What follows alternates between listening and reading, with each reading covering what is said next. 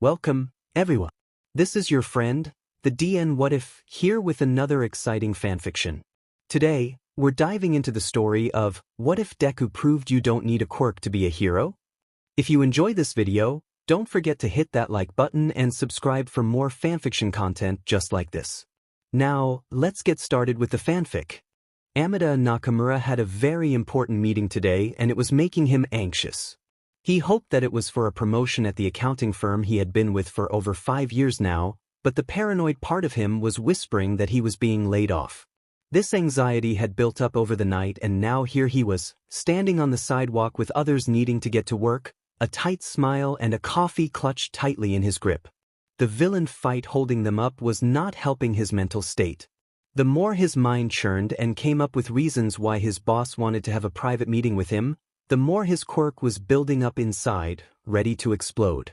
Just as he took out his phone to text his boss that he might be late, the heroes finally took down the gigantic villain. "Crap," he muttered as the ground vibrated and he dropped his phone. Before he could bend down and grab it, a smaller figure beat him to it. "Here you go," a boy in a Gakurin uniform said with a cheerful smile, and Amida couldn't help but smile back. "Thank you." As he took the phone back, their hands touched and Amida felt a calm wash over him. He closed his eyes to enjoy the tranquility before snapping them open in panic when he realized what had happened. "Sheet. Kid? Hey kid," he yelled, looking through the crowd, but he couldn't catch sight of the boy as people had begun to move. Well, Amida hoped his quirk wouldn't mess up the boy's day. It was called confidence boost, but it could be devastating depending on a person's personality. The more anxious Amida became, the more confident the next person he touched would be. It usually took 8 to 12 hours for his quirk to wear off.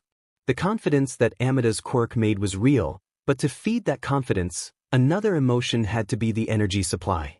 It varied from person to person, but it was always came from the emotional state they felt the most. Angry people became charismatic, depressed people became the life of the party. Happy people turned into hot-blooded brawlers. As for kind people, they became downright ruthless. By the time Amida made it to work and discovered he was getting a promotion, Midoriya Izuku was feeling the full effect of his quirk. Izuku's homeroom class was a rowdy bunch. Their teacher, Iwamoto-sensei, was a middle-aged man who had given up on corralling his class into behaving 5 seconds into their first day. Yelling, quirk usage, and other brazen behavior was the norm. The man did not care and was counting down the days to his retirement. He was not a teacher that students looked up to, nor was he one they feared. He wasn't interested in his students' personal lives, social status, or much else. So when he said, "Midoriya also wants to go to Yui," it was not malicious. It was an offhanded remark that slipped out without a thought because he was stating a fact. But Iwamoto's students knew when there was blood in the water, and Midoriya was, more often than not, the prey bleeding out. He did not mean to call attention to Midoriya as he had, but he made no effort to stop the derisive laughter or Bakugu's screaming as he slammed explosive fists onto Midoriya's desk. "Still, after all this time, you're still trying to compete with me? Wake up and realize how worthless you are, Deku." This was a scene that had played out 1,000,000 times in this classroom, and each time Midoriya would stutter out his defense in a timid voice barely heard among the snickering of his classmates. This time was different. This time, Midoriya looked past Bakugo, past everyone laughing, and locked eyes with Iwamoto. And Midoriya smiled. "Iwamoto-sensei," he called out, ignoring Bakugo's growls at being ignored. Iwamoto mentally prepared for whatever complaint was about to come out of the boy's mouth. "You look tired and it doesn't seem like you have much planned for today. I'll take it from here. I have a lesson in mind that I think everyone will benefit from." That was not what Iwamoto expected Midoriya to say, and neither did the rest of the class if the loud burst of laughter meant anything. What could a useless Deku like you teach me? Or anyone?" Bakugo asked, cracking his knuckles. Midoriya let out an annoyed sigh and turned his attention to him. "Bakugo, I've known you for most of my life. I know your quirk inside and out because I'm your most frequent test subject. My lesson will help put some things into perspective for everyone trying out for a hero school. By the time I'm done, I think we'll all know who in this class should try out and who should sit out." The way he smiled as he said that last part killed the laughter a bit as some of his classmates began to shift uneasily. Bakugo looked taken aback, perhaps because Midoriya hadn't called him Kakin. With a scoff of disbelief, he stalked back to his desk, kicking at his chair before throwing himself into his seat. Iwamoto decided this had gone on long enough. Very funny, Midoriya, but I do have a lesson planned. And don't comment on others' appearances, it's rude, he scolded, trying to gain back control of his classroom. He expected his student to timidly apologize, but the kid heaved a heavy sigh and stood up. Iwamoto-sensei, I think you've misunderstood something, I wasn't asking. The lesson has already started. First lesson you learn when you're quirkless is this: the truth is rude, cruel, and will constantly be shoved in your face. You look tired, sensei, so please sit down. Midoriya. I don't know what's gotten into you, but dash. It's because you look so tired, sensei, that I'm going to ignore that you broke student confidentiality by telling everyone that I applied to Yui. Midoriya spoke over him. He didn't yell or raise his voice, but it still stomped out his teachers with quick, brutal efficiency. Iwamoto felt the color drain from his face. That was I apologize. I wasn't thinking, but it's really not important in the long run. He trailed off, internally wincing at how weak that sounded. The way Midoriya looked at him with a quick upturn of his lip made Iwamoto realize that this student could also smell blood in the water and knew how to find the source. I disagree, sensei. I think it's very important. Because, if you're breaking confidentiality because you weren't thinking, what else are you saying that you contractually agreed to not speak about? Midoriya tilted his head and pulled out his phone and began to scroll. This isn't the first time, you know? You also told everyone I was quirkless on the first day of school, as well as commenting on some of my grades I've gotten this year. As your student, I don't feel comfortable knowing that you're talking about my personal information so carelessly. This is a very serious matter. I'm afraid if you can't give me a better reason, I'll have to issue a complaint. Iwamoto tried to hide his relief. Issuing a complaint to the principal wouldn't hurt his career or reputation. That man would never believe Midoriya. The school board is pretty strict on these things. I heard a teacher from another school was let go very quickly for giving out a student's phone number. The school board? Iwamoto squeaked as his panic returned like a tidal wave. Midoriya looked up from his phone with a bored look. Of course, I can't take it to a higher authority here. There would be a bias since they know you personally. Here it is. Thank you, Nico-san. I knew someone would post this. The student in question flinched and hid his phone as Midoriya pressed play and Iwamoto's words rang out over some weird dubstep music. Midoriya also wants to go to Yui. Midoriya also wants to go to Yui. Midoriya also wants to go to Yui. It went on in an endless loop until Midoriya paused it. The class had gone silent. Several students tried to stealthily put their phones away. Evidence is everywhere, since even if Nico-san deletes his video, it's already been liked, shared, and saved. Midoriya looked at Nico with something akin to disappointment. Tagging it #quirklesskid-gets-schooled makes you sound like you're in primary school, especially since you posted it to an anti-quirkless group. If you're going to bully me on the internet, just tag that you want me to die like everyone else. By the way, hero schools are allowed to check social media accounts, so for anyone applying, you might want to do some cleanup. I'd hate to be the reason you don't get in. A garbled noise came out of the back of Nico's throat, was one of regret, and he hunched into his school uniform in a sad attempt to disappear. A few kids looked shaken at the information, but Midoriya had already turned back to Iwamoto, smiling. Please know that I have other instances like this saved and documented. Your teaching career is as good as over if I take this up like I should. He didn't mention that he also had evidence on his classmates, but from their frightened glances, he didn't need to. But you let me teach for the remainder of home PRD, I'll forget all about it. Iwamoto was beginning to fear that smile. I'll forget all about the times you've slipped up because I understand, sensei. I get it. You're tired and so am I. Midoriya moved to the side of his desk and with a small bow, gestured to his chair. Please take a seat and rest. Iwamoto sat down. The class had become deathly silent by the time Midoriya reached the blackboard. Grabbing a piece of chalk, he wrote on the board. What makes a hero? He turned to his classmates. I've been thinking about this question for a long time. Probably since I was 4. I think I know the answer, but I'm curious about what everyone else thinks. Heroes are so ingrained in our society that they often overlap into other industries, so sometimes I think the definition of what a hero is has become a bit murky. What do you guys think? What makes a hero? Typical middle school replies came back to him, trickling before becoming a flood. A strong quirk. Personality. No one wants a boring hero. That's true. Can't get into the spotlight if you're not interesting. You have to look good or have a cool costume. You also need to be good with the public. Remember that one hero who retired early because they couldn't stop stuttering on a live stream? Memes for days. Midoriya listened and wrote down everyone's thoughts, which boiled down to a strong quirk, an interesting personality, good-looking and/or unique costume.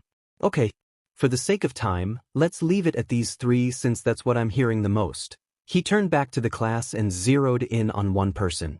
So now that we agree that these traits make a hero, how do you plan on becoming one Ito-san? Ito, who was known for popping his eyes out to scare the girls in their class, jerked in surprise at being called out. What? You applied to a hero school, right? Midoriya asked, and Ito nodded. So, based on our criteria of what makes a hero, what's your plan to stand out? What are you going to do to make them want you? That is. Ito trailed off, a red flush creeping up his neck as he began to hear giggles throughout the class. Irritated, he snapped back. At least I have a quirk and a chance. No hero school is going to allow a quirkless kid in. Midoriya heaved a heavy sigh. Ito-san, he began slowly, as if he was talking to a small child. I'm not in this equation. The strong quirk kicks me out automatically. Please try to keep up. Also, this isn't about my future, it's about yours, and I would like to know how you plan to prove that popping your eyeballs out makes you hero material. More giggles kicked up around the room. Well, that is. I can use them to spy on villains. But they're still connected to your optic nerve, right? How far can you extend them? A foot maybe? Came the weak response, and Midoriya raised an eyebrow. So you think you can spy on villains with only 12 inches to work with? Don't. You think they would notice an eyeball or 2 lying around? And what if you're discovered? What then? How quickly can your eyes go back into their sockets? How is your quirk going to help you if you have to fight? I could throw my eyes at them. People always freak out when I do that. Then I can knock them out with a sucker punch to the face. Ito exclaimed with pride, flexing one of his biceps. Midoriya laughed. He laughed long and loud to the point that everyone was becoming uncomfortable. After what felt like an eternity, his laughter slowed into chuckles, and he wiped the tears from his eyes. Ito-san, I'm sorry. I don't mean to laugh at you, but are you being serious? Is that really your plan for when you have to fight? Yes. Midoriya's expression became one of pity. Ito-san, I don't want to be the bearer of bad news, but I hope you picked out a normal high school as your second choice because no hero school is going to take you in. You don't know that. Your optic nerves are probably stronger than most, but they're not made of steel. It would be ridiculously easy to beat you, even I could do it. Yeah, right. As if a quirkless nobody like you could dash. All I would need to do is grab your optic nerve and pull. Midoriya said with a straight face, and Ito paled as gruesome images materialized in his head. I imagine it wouldn't take much, and even if pulling didn't work, collateral damage from fights guarantees something sharp will be around, so I could just cut them. Actually, I don't even need to go that far, I could just crush your eyeballs. Then you wouldn't have eyes or a quirk. Midoriya's smile would probably be in Ito's nightmares. So, Ito-san, please rethink your strategy or don't bother with the entrance exam at all. Somebody laughed as Ito's shoulders slumped in defeat, and Midoriya snapped his head and zeroed in on them with a frightening accuracy that matched the manic smile growing on his face. Mika-san. I was wondering who should go next. Thank you for volunteering. Mika hiccuped in fear. And that's how the rest of the class went, with Midoriya dissecting most of his classmates' quirks and personalities. It was a psychoanalyzation that none of them had woken up expecting, and it showed. Suzuki-san, mutant-type quirks don't get a lot of sponsorship offers. How are you going to combat that if you want to be a limelight hero? Kuwabara-san, how do you plan to use the spikes growing out of the top of your head to rescue civilians? Kato-san, you have a quiet personality. How are you going to stand out from the rest when you have a hard time with public speaking? It occurred to Iwamoto a little too late that Midoriya was using the list the class had made earlier to turn the tables on them. Swallowing his fear that he was about to lose his career, Iwamoto stood up before Midoriya could sink his teeth into the 3 students left. Stop, Midoriya. You have terrorized your classmates enough. Telling them all sorts of awful things. How could you say those things to them? I don't know what's gotten into you today, but enough is enough. Out of the corner of his eye, he saw Midoriya's next victim, Eiko, mouth. Thank you, sensei, as Midoriya turned to him. That's an interesting way of putting it, sensei. But I don't think I terrorized anyone. Excuse me? Then what would you call the last hour? Midoriya leaned against the podium, tapping his chin. An eye-opener? A wake-up call? We've all got big dreams, and I've been told by everyone in this room that my mind is unattainable. That I should be realistic and pick something else. It's been scrawled onto my desk, clawed into my clothes, and burned into my skin. So I thought. He trailed off, quiet for a moment before looking up and giving everyone a cheerful smile. I thought since everyone has been so kind to bring me back down to reality time and time again, it was only fair I return the favor at least once. But don't worry, sensei. This definition they decided on for a hero is wrong. They missed a major component. And that is why I don't believe anyone here is qualified. Underneath the list he added, having morals. See, the previous descriptors can apply to villains, celebrities, models, CEOs, and a bunch of other professions. But a hero? A real hero has to care. They have to care about those weaker than them. It's not just about flashy battles and arresting villains. It's about calming people down after a disaster. It's about reassuring desperate people that they're not alone. It's about giving civilians a sense of safety and trust. Midoriya stared his class down. As a quirkless person, not one person in this class has ever made me feel safe. Every day I feel like I'm walking in here to be eaten alive. In the future, if one of you does become a hero and you have to save me, would you? Silence. And that's why no one here is qualified to be a hero, sensei. Bakugu's palms crackled. Iwamoto pointed to the door. Principal's office. Now. Midoriya shrugged, grabbed his stuff, and as he stepped out the door, he turned back and gave everyone a sweet smile. I know it's a long way off, but good luck on your entrance exams, everyone. I hope this lesson is one you remember when they come around. The sound of door shutting echoed and the class listened as Midoriya's footsteps faded away. Sensei, someone said, sounding weak in the tense air. Can I change my school choices? Iwamoto sighed. For some reason, an old joke popped into his head. It was older than dirt, but it had stood the test of time. 14-year-olds are the meanest people in the world. They will make fun of you, but in an accurate way. They will get to the thing that you don't like about you. They don't even have to look at you for long. Apparently they can smell the weakness of other 14-year-olds too. He couldn't help but think as he took in the frightened, desperate gazes of his students. Midoriya had done a number on them, and himself if he was being honest. Anyone who wants to make changes, do it now. They haven't been recorded yet, so you have time. The desperate scribbling of pencils on paper sounded like thunder in his ears. Principal Akashi, Midoriya Izuku is here. His secretary's voice crackled through the speaker in his office. Akashi frowned. She sounded uneasy, but it was hard to tell through the static. Send him in, he replied as he reread the email Iwamoto had sent him regarding the situation.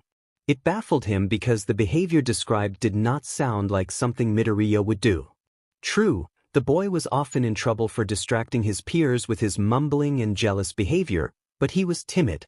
A quirkless boy like him would never have the guts nor intellect to blatantly break down his classmates' quirks the way the email described. Yet, he also couldn't think of a reason why Iwamoto would lie, and with this being Bakugu's last year here, Akashi wanted everything to go smoothly. It wouldn't do for weird rumors about Aldra nor its students to spread when one of their most talented was about go on to study at UE. He'll hear Midoriya out and then deal out an appropriate punishment. Just think on it, okay, Mrs. Yuki? I think it would really help strengthen your quirk. Akashi heard Midoriya say as his door was opened. He caught sight of his secretary's face and wondered what the boy had said to her. She looked as pale as her surname. Hello, Midoriya-kun, he said as the boy took a seat across from him. Principal Akashi. Midoriya gave him a small nod in return. Do you know why you're here, Midoriya? Akashi asked, preparing himself for the tears and denial.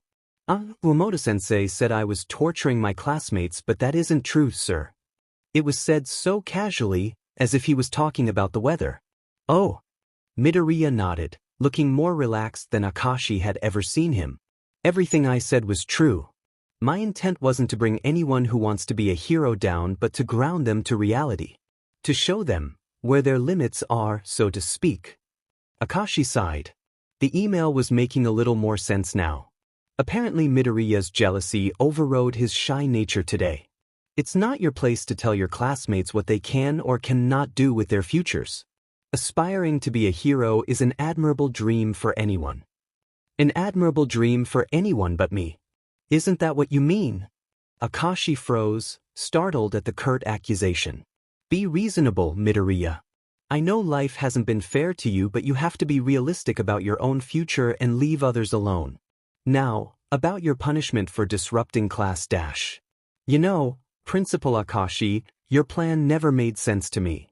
Midoriya said, scratching his head. Akashi frowned. I'm not sure what you're talking about, and don't interrupt me while I'm talking to you.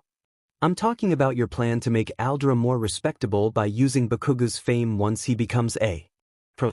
It just doesn't make sense to me. I understand you want to give your most talented student the best you can, but sacrificing weaker students to feed his ego, that seems wrong, don't you think? Now see here, Midoriya. Akashi sputtered, face red. I have never done such a thing, and Bakugo hasn't done anything to deserve such slander from you. Oh. It was said softly, in a sweet lilting way, but there was something about it. It made Akashi think of a razor blade wrapped in velvet. Midoriya rolled up his sleeves and leaned forward in his chair until his elbows were on Akashi's desk. There were faint scars across his forearms. One was shaped like a handprint. The burns say otherwise, as do the scorch marks on my desk and the smoke that sticks to my uniform. He's still young, Midoriya. Accidents happen. I'm sorry if his explosions hurt you, but he can't control the strength of his quirk yet. Akashi said, trying to do some damage control before Midoriya got any ideas. Midoriya gave him a look of disbelief and sat back. If Bakugo can't control his quirk after having it for over a decade, then I guess he's not as talented as you think he is. Midoriya.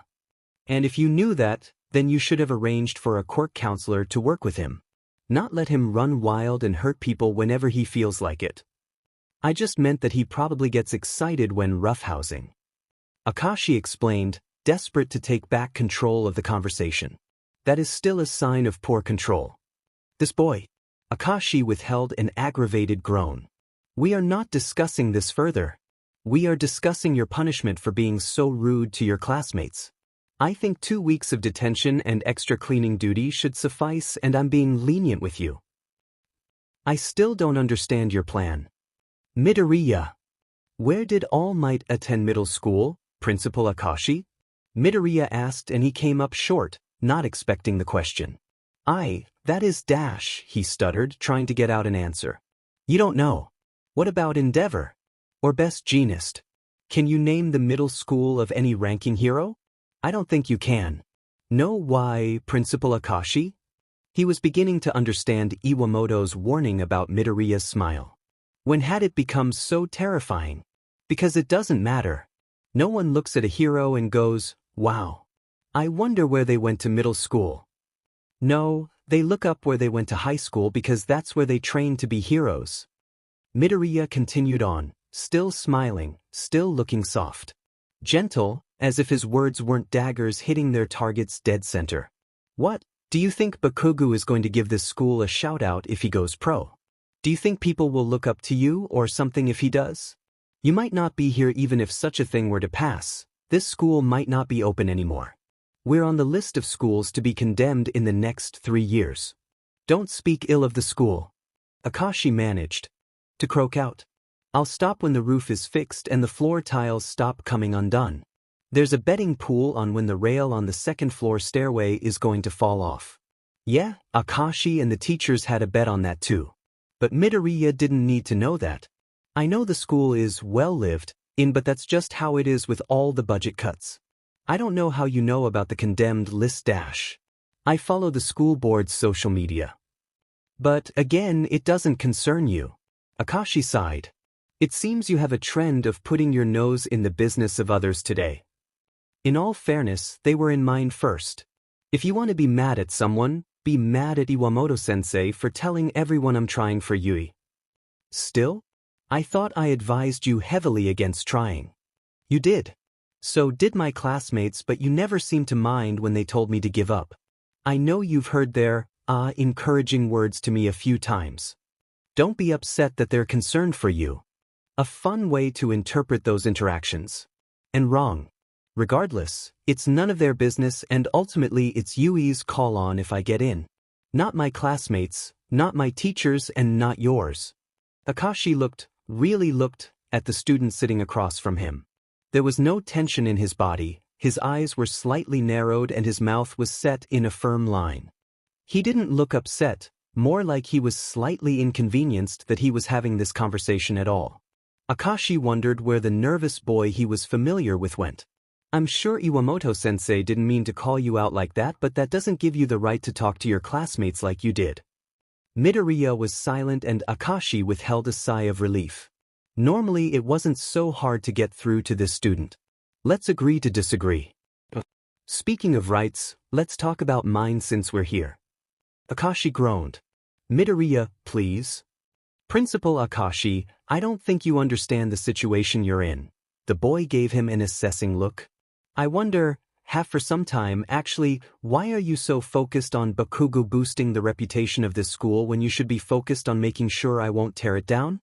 What sort of power trip fantasy was this boy having right now?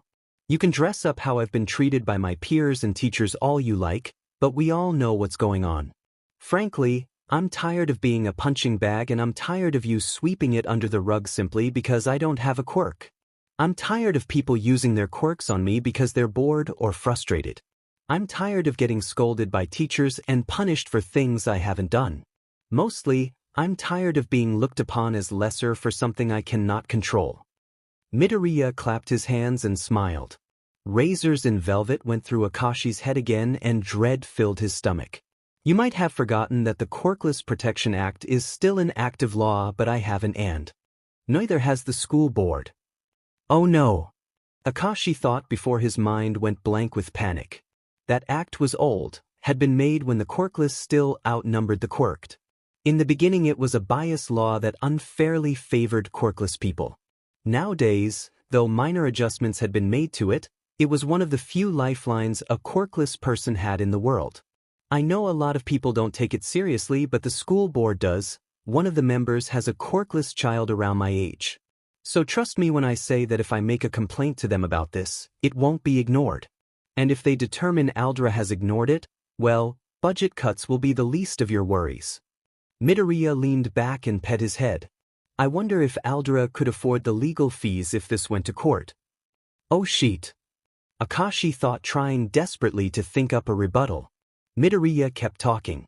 I know that, technically, there's no evidence of any mistreatment towards my person here.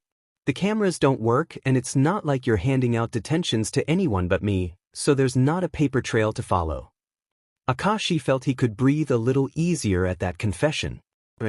No evidence. It would turn this into he said she said situation with no clear winner. Aldra could survive that. But my classmates really love posting on social. Look. A phone was shoved in Akashi's face, with a popular app opened. A play button was pressed and he watched. Video after video of Midoriya being teased, taunted and harassed for all to see. Aldra might have been able to claim ignorance if most of the videos weren't filmed in classrooms with teachers looking on and doing nothing. Midoriya took his phone back.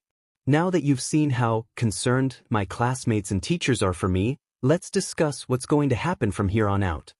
Principal Akashi withheld a whimper and nodded. Midoriya must have seen something in his expression because he began to laugh. Don't look so frightened, sir. I'm not going to ask for anything that can't be easily granted. I just want a little respect, a little equality so that the rest of my time here at Aldra can be peaceful. You look like I'm blackmailing you into compliance and that kinda hurts, you know? Midoriya frowned. Do you think I'm blackmailing you? You've given me much to think about. That's all. Midoriya hummed. I guess I have. Remember Principal Akashi, it can only be called blackmail if the person being threatened knows their actions aren't ethical or legal. But we both know my mistreatment at this school was done out of naive ignorance and that it's going to change right now, isn't it? Since we still have so much time left, why don't we go over my permanent record first? I think there are a few, misunderstandings that need to be corrected. The smile Midoriya flashed him was going to be in his nightmares. Akashi gave a stiff nod and with shaky fingers, pulled the file up on his computer. In the end, Midoriya Izuku did not receive any punishment for his actions that morning. Since he was a model student and this was a first offense, a verbal warning and nothing more was issued. It was an open secret that Midoriya ate his lunch in an empty classroom on the second floor, which is exactly where Bakugo and his two cronies found him. Oi, Deku! Bakugo snarled as he slammed a hand onto Midoriya's desk, causing his lunchbox to fall. Rice and vegetables spilled to the floor, along with an ice pack and an unopened carton of milk. What the hell was that this morning? Since when did you have a backbone? Midoriya finished chewing before he spoke. You owe me a new lunch. I'd demand yours, but I know how spicy your curry is. Just give me some money and we'll call it even, he said with a click of his tongue, ignoring the questions aimed at him. Smoke began to rise from Bakugo's clenched fist and the two boys behind him began to laugh. Oh wow. I never knew you were such a comedian, Mido. Daichi said as he extended a finger to poke Midoriya's cheek. All throughout our childhood you were just a big crybaby. Midoriya caught the finger and squeezed. Hey ow. Stop, that hurts. Daichi yelped as he pulled his finger back. I wondered if your quirk increased your bone density. Guess not. Touch me again and I will break your fingers. Midoriya told him before turning to the other. What about you, Eiko? Is there something you'd like to say to me? No. Then why are you guys bothering me? We're not friends and I don't want to be associated with petty thieves. Midoriya said as he opened up his notebook. Bakugo snatched it off the desk, glaring. Who are you calling a thief? Midoriya scowled right back. Them because they've been banned from all the local arcades for it and you for taking my notebook. Give it back. Bakugo smirked. Sure thing, Death. Here. He let off an explosion and tossed the burnt book onto the desk. Everyone else might be wetting their pants from your little stunt earlier, but I'm not. I'm the best and I have the strongest quirk in this whole school. Getting into Yui will be easy. So I'm going to tell you one last time, give up. A quirkless nobody like you has no right to even think about competing with me. You're a pebble on my road to greatness, not even worth glancing at. Midoriya looked at his burnt notebook. Then to Bakugo. He let out an annoyed groan and ran a hand through his hair. Bakugo, why are you so obsessed with me? It's becoming uncomfortable. Tiny explosions were set off. What? I'm not obsessed with you. I don't care what you do with your shitty life. You're not even competition for me, he shrieked. If that was true, then you wouldn't be trying to stop me from applying to Yui. Midoriya shot back. He kinda has a point. Daichi said softly, still rubbing his finger. Shut up, extra. If I'm not competition then you shouldn't have to worry about me passing the entrance exam. Midoriya shook his notebook, frowning as ashes fell to meet his lost bento. If I'm a pebble then stop looking at me. Worry about yourself, leave me alone, and stay out of my business. He took his phone out and proceeded to ignore them. Bakugo's rage meter hit the limit. He looked like he was on the verge of screaming before a thought crossed his mind. He gave Midoriya a vicious grin. You're all talk. I've known you your whole life and this act of yours is pathetic. I'll admit your creepy notes might help you a little, but they won't get you into you. Do everyone a favor and take a swan dive off the roof. Maybe you'll get a quirk in your next life. Dude! Eiko exclaimed looking around. If a teacher heard you say that. Bakugo didn't reply. He was busy looking at Midoriya, waiting for the hurt to fill up those green eyes, waiting for the tears and muffled sobs. Midoriya looked back, eyes dry. Not a hint of pain in them. After a pause, he spoke. Okay. The other three sputtered. What? Bakugo screamed. Are you crazy? Oh God, we are going to be in so much trouble. Eiko ummed. Like hell we are. Let's get out of here. Daichi yelped as they took off down the hall, leaving Bakugo to fend for himself. Midoriya began to move, talking as he packed up his things up and began cleaning up the mess on the floor. It's perfect, really. If I jump from the roof, Aldra gets scrutinized and fined for having a quirkless student commit suicide. He looked at Bakugo and grinned. And you lose your chance at becoming a hero. I'll even make sure to leave this with my suicide note in which you will be mentioned many times. Like this morning, a voice came out of Midoriya's phone. Take a swan dive off the roof. Bakugo stiffened at hearing his own voice. He wasn't an idiot. He knew that at this moment Midoriya was holding his future in his hands. Not even the principal could help him out of this one. I'll make sure your mom will be first to hear it so she can realize what an awful person you've become. I'll make sure she forces you to look my mom in the eye as you tell her every awful little thing you've done to me. Even the things you don't remember. I'll write them all down for you as one last favor. Bakugo felt an ample amount of sweat gathering in his palms and, for once, it wasn't from anger. Don't joke like that, Deku. Then don't tell me to kill myself. Midoriya snapped back. Actions have consequences, Kaken, even for you. I have always thought you were amazing. Ever since we were kids, I knew you could become a great hero. But this? Mocking me every day, calling me worthless, destroying my things, what kind of hero do you think you are, acting like that? Because lately, Midoriya trailed off, looking dazed. Lately you've been nothing but a villain to me. Bakugo choked a little, eyes widening, unable to believe that Midoriya Izuku had said such a thing to him. And right to his face. I was being serious. This morning when I said you need to care about those weaker than you if you want to be a real hero. People don't look up to All Might just because he's strong, they look up to him because he makes them feel safe. You don't do that. Midoriya smiled and it was bitter. We're not friends. I know that, and while I have been friendly towards you in the past, I'm done trying to be your friend again. I admire you and what you can do, but when you got mad this morning when everyone else joined in, I decided enough is enough. I don't owe you anything except a few punches to the face for all the shit you've put me through. Midoriya glanced at Bakugo's hands. I didn't get to your quirk this morning. I would just to dump water on you or spray you with a fire extinguisher. There isn't a public building that doesn't have one, so it'd be easy to find. If I really wanted to take you out permanently, I'd knock you unconscious and cut your hands off, or just kill you while you're out cold. You have a strong quirk, but I wasn't joking. That's not enough, Kaken. If you don't care about people, especially those weaker than you, then you have no right to call yourself a hero. It was more on instinct than intent, but Bakugo swung, fist already sizzling. Midoriya dodged, which wasn't unusual, but Bakugo was surprised when his arm was slammed onto the desk and his explosion died prematurely, covered in a suffocating cold. Deku had smacked his ice pack on top of his hand. I told you I was done, Kaken, he sounded sad. Things will be changing around here. I'm not going to be some punching bag you can use when you're mad. Seriously, for your own sake, leave me alone. If you keep harassing me, I will send that voice recording to you. Midoriya let him go. Bakugo didn't move, still stunned that a FING ice pack had killed off his attack. Swaying a little, Midoriya walked towards the door, yellow backpack slung on one shoulder. Don't worry. About the suicide, I won't actually kill myself. I respect myself too much to listen to you, and I wouldn't do such a mean thing to your mom or mine. I have better things to do. I have dreams and you're not taking them away from me.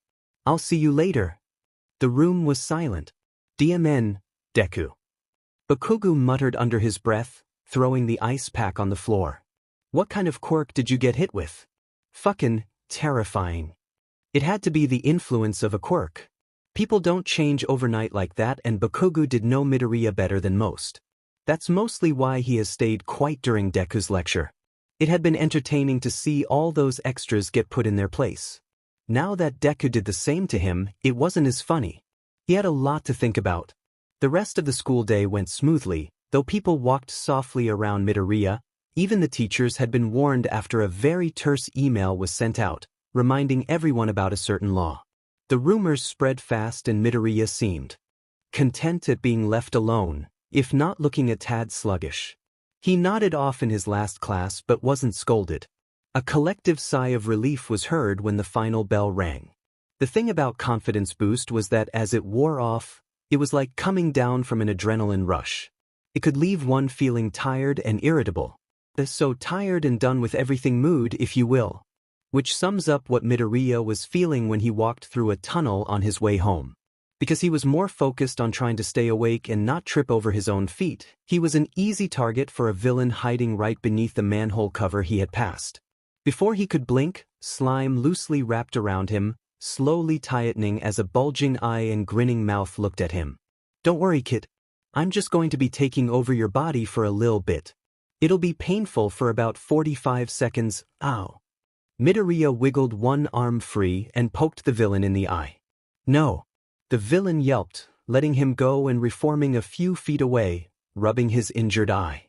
"Don't be stingy. It won't take long, oof." Midoriya flung his backpack into the face of adversity. It seemed to work.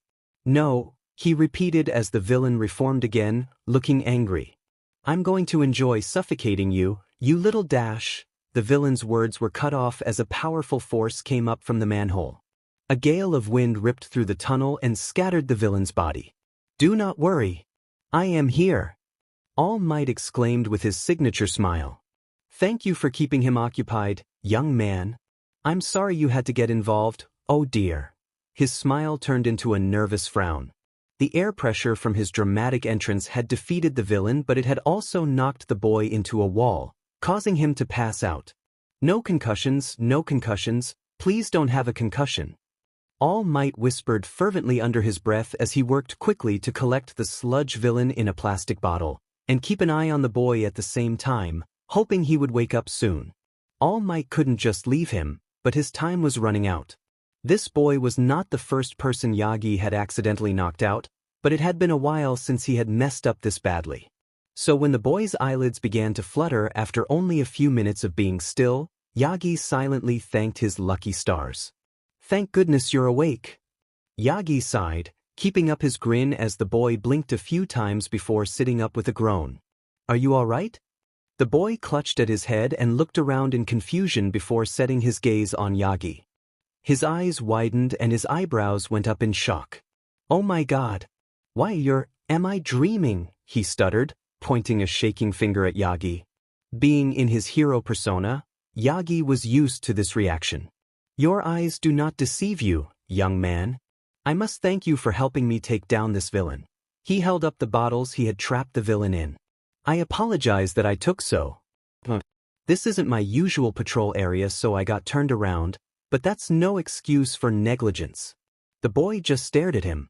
There was a small awkward silence and Yagi saw some sort of epiphany flash through green eyes. "I was knocked out by All Might," the boy whispered under his breath, and Yagi withheld a wince. "Yes, sometimes my attacks can be a bit dash." "Awesome." It was said with the same reverence and wonder Yagi had felt when he was offered one for all. He made an effort not to let any confusion show on his face. Perhaps the boy did have a concussion because that was not a normal reaction to getting knocked out by a hero's attack, and seeing the grin spread across that freckled face, Yagi realized he was dealing with a true fanboy. Normally this type of person could be a bit difficult to deal with, but this time he felt relief. No concussion, no hospital bill sent to his agency, no one to yell at him for being careless. "Wow. You even signed my notebook." "Thank you," the boy exclaimed as he stood up. "Of course. Anything for a fan. Now, I really must get going. Please continue to support me," Yagi said, giving his fan one last grin and a thumbs up. As he turned and began to gear up for a long-distance jump, he just barely heard over the wind. "Wait, there's something I need to ask you, Dash." Yagi landed on a roof a few seconds later with a little barnacle of a boy attached to his leg. Of all the reckless things. Child, I do not have time to talk with you. I am on patrol right now. Yagi scolded as the boy let go. He turned away, heart racing because he felt his time was quickly running out, and despite how annoyed he was, he did not want to yell at the boy. I know and I am sorry, but I will never get another chance to ask. Just answer one question and I will never bother you again, the boy said, sounding strangely composed for someone who probably just discovered what a roller coaster without seatbelts or a seat would feel like. I need to know, do you think a quirkless person can become a hero? Yagi turned around, surprised, and discreetly wiped at the dribble of blood that had welled up around the corner of his lip. Can a quirkless dash? Yagi never finished his sentence because One for All decided it was done for the day. Once the smoke cleared, his civilian form was in full view of a terribly curious child. Oh, the boy blinked a few times but showed no other signs of surprise. I wasn't expecting that, but I guess that makes sense. What? Yagi coughed up some blood and the boy gave him a handkerchief. How kind. If the boy hadn't just hitched a ride on Yagi's pant leg, causing the situation, he would have been touched by the thoughtfulness. Well, All Might is the most popular hero in Japan, but no one sees him outside his patrol times. I thought you just ran really fast when you didn't want to talk to people, but a second form makes more sense. Listen, you can't tell anyone about this. Yagi sighed as he sat down. Lifted his shirt, showing the boy his injury, and explained what was essentially a national secret to a middle schooler. One that was apparently sassy enough to point that out. While I always appreciate context, maybe you shouldn't have told me all that, the boy said, sitting next to him. You don't even know my name. I have a lot of power over you now. But Yagi wasn't number one for nothing. He looked the boy in the eyes and gave him a slightly evil smile. No one will ever believe you. The boy blinked once. Then he laughed. Yeah, you got me there. No one would believe that All Might would say something like that to a complete stranger. Not even if I had a quirk. That dampened Yagi's mood a little. About that, you asked me if I think a quirkless person can be a hero. Truthfully, I don't. Being a hero is a dangerous job with a quirk. Without one, it's just a long, drawn-out suicide. I've known so many people with amazing quirks that have died or had to go into early retirement because they faced a villain that was bad matchup for their quirk. If you're serious about helping people, try being a police officer. They get a bad rap with the public and it's a bit of a thankless job, but they help a lot people. Yagi stood up, groaning as he stretched his shoulders and made his way towards the door. It's not a bad thing to dream, but be careful not to obscure the facts, kid. Yagi said. He hated saying things like that, especially to someone who had probably faced a lot of prejudice in their young life. Yet he also felt that this was a more painless way to break that dream than later on if the boy tried for a hero school. The public ridicule if it got out after he failed would be awful. Huh, so that's what you think? Yagi stopped short at the door and looked back. The boy looked disappointed but not heartbroken. Perhaps it didn't mean as much to him as he had implied. Can I give you some advice, All Might? I know I asked for your opinion and you gave it to me, but next time a quirkless fan asks you a similar question to mine, you should lie. Or at the very least, reword it so that they're left with some sort of hope. I know what I said is harsh, but I cannot in good conscience give people false hope. What if they try? What if they fail? Yagi asked. And what if they succeed? The boy snapped back before sighing, running a hand through messy hair.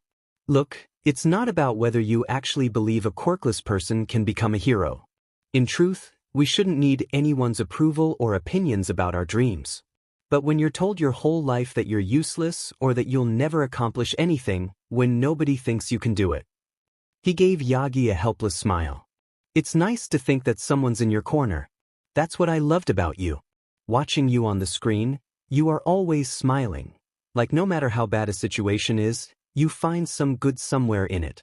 I admire your strength, but that's not why I look up to you. His laugh was bitter and heartbroken, like there were shards of glass in his throat. You've said it so many times, anyone can be a hero if they try. And Yagi remembers. Remembers that feeling of hopelessness. Remembers the doubt in people's eyes when he said he would be a hero. He remembers the laughter and gossip behind his back and the dismissive tones of his teachers. He remembers looking at Yui's gates, wondering what god he would need to pray to, what sacrifice he would need to make just to get that chance to step inside. My boy. Earlier today, someone told me to jump off a roof and pray that I get a quirk in my next life. The boy continued on and Yagi felt his jaw drop. He knew quirkless people had it worse than in his day, but for someone to say that, and for this boy to mention it so casually, it broke his heart. Please don't.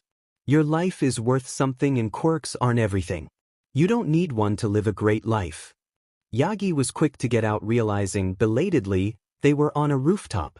He didn't know if he could transform in time if the boy jumped. The boy looked offended. I know that.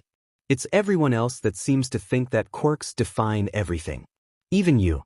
Honestly, All Might, who tells someone to become a police officer like it's some sort of consolation prize. Especially after describing it as a thankless job?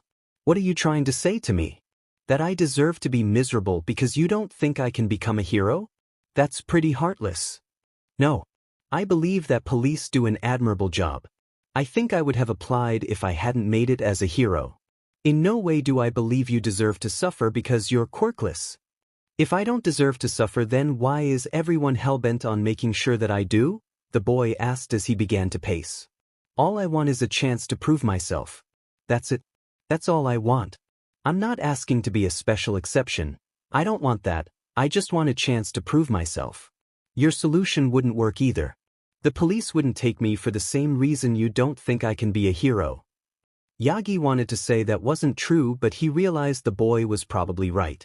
Well, I guess it's not fair of me to expect you to side with me. I get where you're coming from even if I don't agree. You do. The boy stopped pacing and shrugged. We're strangers. I asked for your opinion and you gave it to me honestly. I guess I thought you'd be on my side because I've been cheering for you since I was toddler. He smiled. But you're human and me expecting you to just agree with me because I've watched you through a screen most of my life isn't right. I thought I knew you but I don't. I only know what you let the public see. The boy walked past Yagi and opened the door. I should take my own advice and stop listening to what everyone else thinks. Because at the end of the day, Yagi had never seen such determined and ruthless eyes. Paired with the smile on the boy's face, it caused a shudder to go up his spine. Just who was he looking at? At the end of the day, you don't know me. As the door slammed shut, an explosion went off in the distance. The situation was bad, to say the least. None of the heroes on the scene were suited to take on someone with a sludge quirk, especially not when his hostage had such a volatile and explosive quirk. Death Arms watched as the kid struggled within the villain's grasp, his hands clenched tightly at his side. If backup didn't arrive soon, they would have to prepare for the worst-case scenario. Excuse me, he heard someone mutter and tap at his arm. He took a quick glance down to see a green-haired kid looking back at him. Could you dash? Can't you see this is a serious situation? Get out of here. If you want an autograph, wait till later. Death Arms snapped, shoving the kid behind him. Civilians were becoming way too desensitized to villain attacks, he thought as he returned his focus to the situation at hand. It was clear that the hostage was losing strength but still valiantly trying to fend off the villain. Come on, kid, just hold on a little longer. Help is on the way. Death Arms whispered under his breath. Were it not for that, he might have heard a tiny sigh that held quite a bit of frustration and annoyance in its small existence. If he hadn't been so focused on the villain, he might have seen someone duck past him. Kid, what the hell are you doing? A bystander yelled and Death Arms looked around just in time to see that same green-haired kid was a few feet ahead of him, holding a makeshift slingshot that was pulled back and loaded with a good-sized rock from the surrounding debris. Sheet! He lunged towards the kid, but the rock had already been released and the boy took off running before he could grab him. It almost felt like everything was going in slow motion. The rock sailed gracefully through the air before smashing into the villain's eye. The sludge villain let out a shriek and the boy darted forward and grabbed the hostage, pulling him free while the villain was distracted and in pain. Half carrying the exhausted hostage, the boy was quick to move past Death Arms just as the villain regained his composure. Looking at the crowd with his one good eye, the villain managed to find the boy and something like recognition flashed through his good eye. The boy met his gaze with a calm expression. I told you no, he said. It came out blandly, the same way a tired parent tells a whining child they aren't getting ice cream. What was not bland was the hand gesture the boy gave the villain. "You little sheet," he screamed and began to move their way. Death Arms moved into a defensive stance, but before the villain reached them, a booming voice echoed throughout the area. "You've schemed enough for one day, villain." As if he had appeared from thin air, All Might was there, already gearing up for an attack. "Take a nap. Detroit Smash." It was a moment for the history books. Death Arms would definitely never forget the way All Might's punch pulverized the villain and changed the weather. The hostage was with the paramedics and cleanup from the attack would take a while, but it was part of the job. Before that, though, Death Arms grabbed the shoulder of the green-haired boy as he tried to leave. "What's your name?" The boy looked exhausted. He looked at Death Arms for a long moment. He had to shake him a little to get a response. "Midoriya Izuku? Why?" Death Arms decided it was his duty as a hero to give this kid a wake-up call he clearly needed. "Do you have any idea how reckless that was? That boy could have died because of you. You're lucky All Might was here to save the day. What were you thinking running out like that?" Midoriya was silent, but he looked more awake. "Well, I'm waiting," Death Arms said, arms crossed. If this kid thought staying silent would get him out of a lecture, he was in for a rude surprise. "You're right," Midoriya admitted slowly, as if tasting each word before they left his mouth. It was fortunate that All Might was here to save the day. Death Arms felt his anger ebb a little. At least he was seeing sense. "Because you sure as hell weren't doing anything to help." Midoriya ended, tone sharp and on the rise. It was loud enough to gain the attention of some bystanders. "Now hold on." "No, I don't think I will." Midoriya interrupted him. "You think you have the right to lecture me? After you just stood there while someone was dying? At least the other heroes were helping with crowd control and putting out fires. What's your excuse for not acting?" Great, people were gathering and bringing out their phones. Death Arms even saw a news crew breaking away from All Might to come their way. He needed to end this quickly, or this kid was going to be ridiculed to hell and back online. Hostage situations are delicate. One wrong move and it's all over. Things ended well today, but that won't always be the case when you act like you did. Midoriya looked shocked. A hostage situation? The incredulity was almost tangible. "A hostage situation?" he repeated. "Is that what we're calling murder attempts now, or did you never learn to tell the difference before becoming a hero?" "Hey, watch your tone," Death Arms yelled back. "You were reckless and could have died. You could have also caused that boy to die. He was being suffocated. He was already going to die anyway because none of you tried to help. And don't call me reckless, I tried to give you this." Midoriya threw the slingshot to the ground, "but you told me to get lost. I made it with a piece of wood that had fallen from Kamui Woods and some torn elastic. It might be from the lady, don't really know, I just found it on the ground. I thought, since you have super strength in your arms, you could take the villain out with it." Death Arms and the crowd watched as the child that was so calm and composed earlier lost himself in a rant. "But you brushed me off." "No, worse, you thought I was asking for an autograph." The boy sounded pained by that. "You have a lot of nerve calling me reckless when you just stood there. Where was this nerve when someone was literally being choked to death in front of you?" "I was a bad matchup for that villain. It was better to wait for backup." Death Arms raised his voice for people to hear. They would understand. "So having a quirk that doesn't suit the situation means you automatically get to sit out guilt-free even when a life is on the line?" Midoriya asked, and Death Arms would never admit it, but he almost took a step back because those green eyes were calling for his head on a pike. "Glad to know our taxes are being used to let heroes like you get away with negligence." Midoriya turned to the crowd. "Hey everyone. Remember, if you're ever being threatened by a villain and Death Arms arrives to help, there's a 50-50 chance he'll just stand back and wait for someone else to do his job."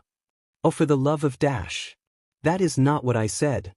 "Yes, it is," a heckler from the crowd called out, and there was a murmur of agreement. "Then break it down for me, since I'm apparently too reckless and foolish to follow your higher thinking." Midoriya scoffed. Death Arms sighed. crouched down and tugged the kid closer to him so they could talk without the cameras picking up his voice.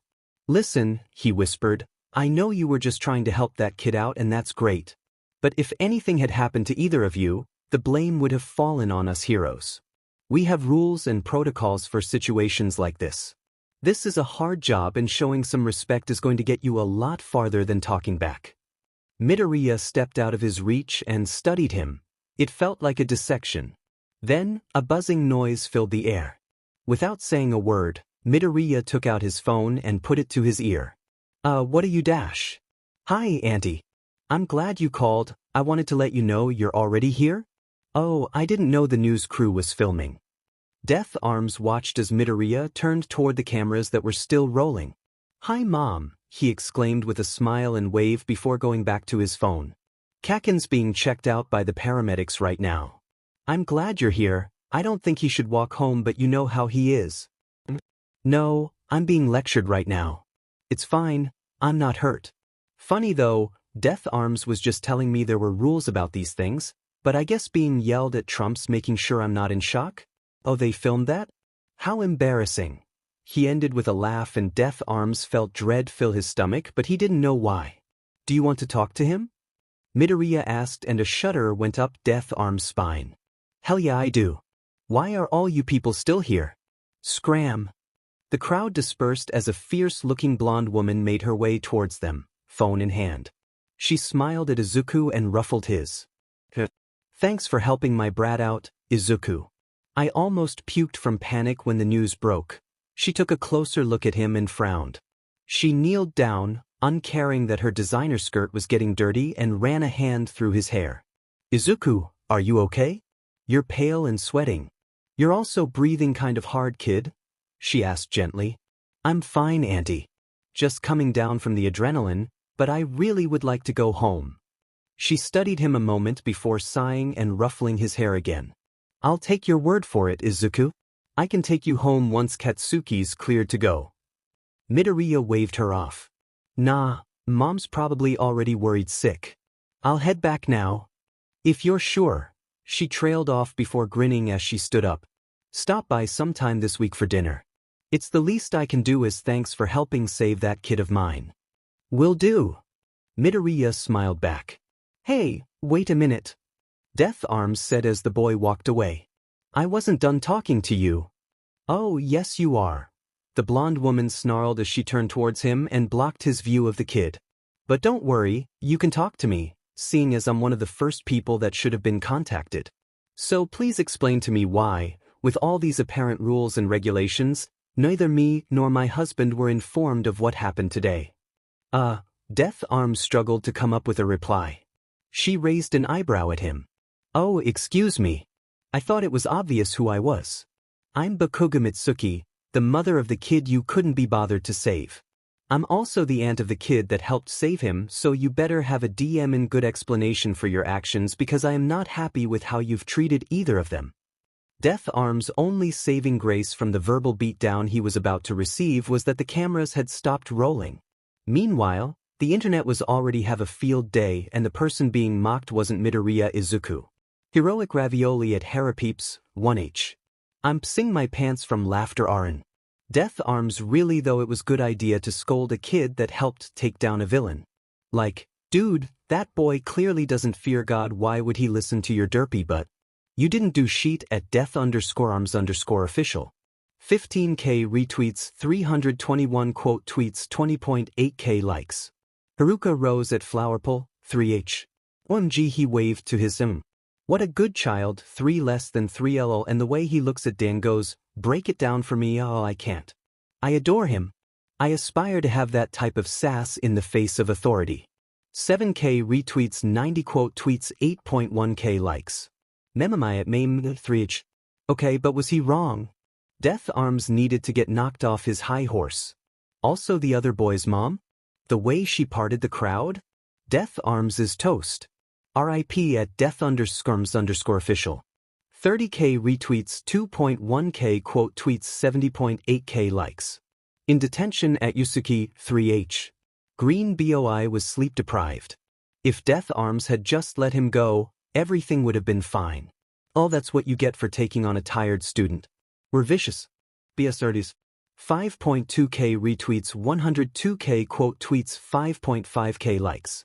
A meme with Midoriya's deadpan stare and the words, "Break it down for me," became an overnight hit. Death Arm's startled face accompanied by the words, "That's not what I said," also became popular. Across Muzutafu, several Aldra students were staring at their phones in fear.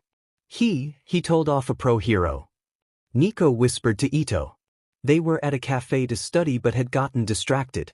Both of them wished they had focused on their homework. He told off a pro and lived. Forget that, he smashed a villain's eye. Ito whispered back, remembering the clinical teardown of his quirk that morning. If I keep my eyeballs in and don't bother him for the rest of the year, I think I'll be safe. As long as we don't mess with him, he won't mess with us, yeah? Nico looked close to tears. Ito, he talked back to a pro. He helped save Bakugo. Maybe he'll leave us alone, but even if he doesn't, you think Sensei is going to stop him? Ito thought for a moment. Sheet. Meanwhile, at a nearby bar, Iwamoto and Akashi both stared up at the large television with matching looks of disbelief. The baseball game it had been showing had been interrupted by the breaking news of a villain attack. They saw a familiar boy with green hair help pull their star student out of a villain's grasp. They watched as a hero tried to lecture Midoriya and felt a sad camaraderie with him when the boy turned the argument back on him. The game was back on now, but neither of them cared who won anymore. Was he just acting shy? For 2 whole years? If so, why give up the act now? Akashi sobbed as he laid his head on the bar. It doesn't make sense. Is it just to psychologically torture me? Let's look on the bright side. He could have been like this from the beginning. That would have been a lot worse. If I survive the next 10 months, I'm taking an early retirement. Iwamoto said as he took a shot of whiskey. As for Midoriya Izuku, he had just finished talking to his mom, assuring her that everything was fine and that she didn't need to leave work when All Might jumped in front of him. I am here, he exclaimed before coughing up blood and transforming back into his civilian form. Why? Midoriya asked irritably, rubbing at his eyes, and Yagi had the grace to look sheepish. My boy, there are some things I need to talk to you about. Yagi stopped short as Midoriya held up his hand. Today is not the day and I am not the one. If one more person who isn't my mom tries to lecture me, I do not know what will happen, but no one will be happy. Midoriya said, and Yagi noticed his skin was pale with a slight sheen to it. The bags under his eyes had gotten darker. He jerked out of his thoughts as a hand was moved in his face. Phone. I'm sorry. Give me your phone. Midoriya huffed.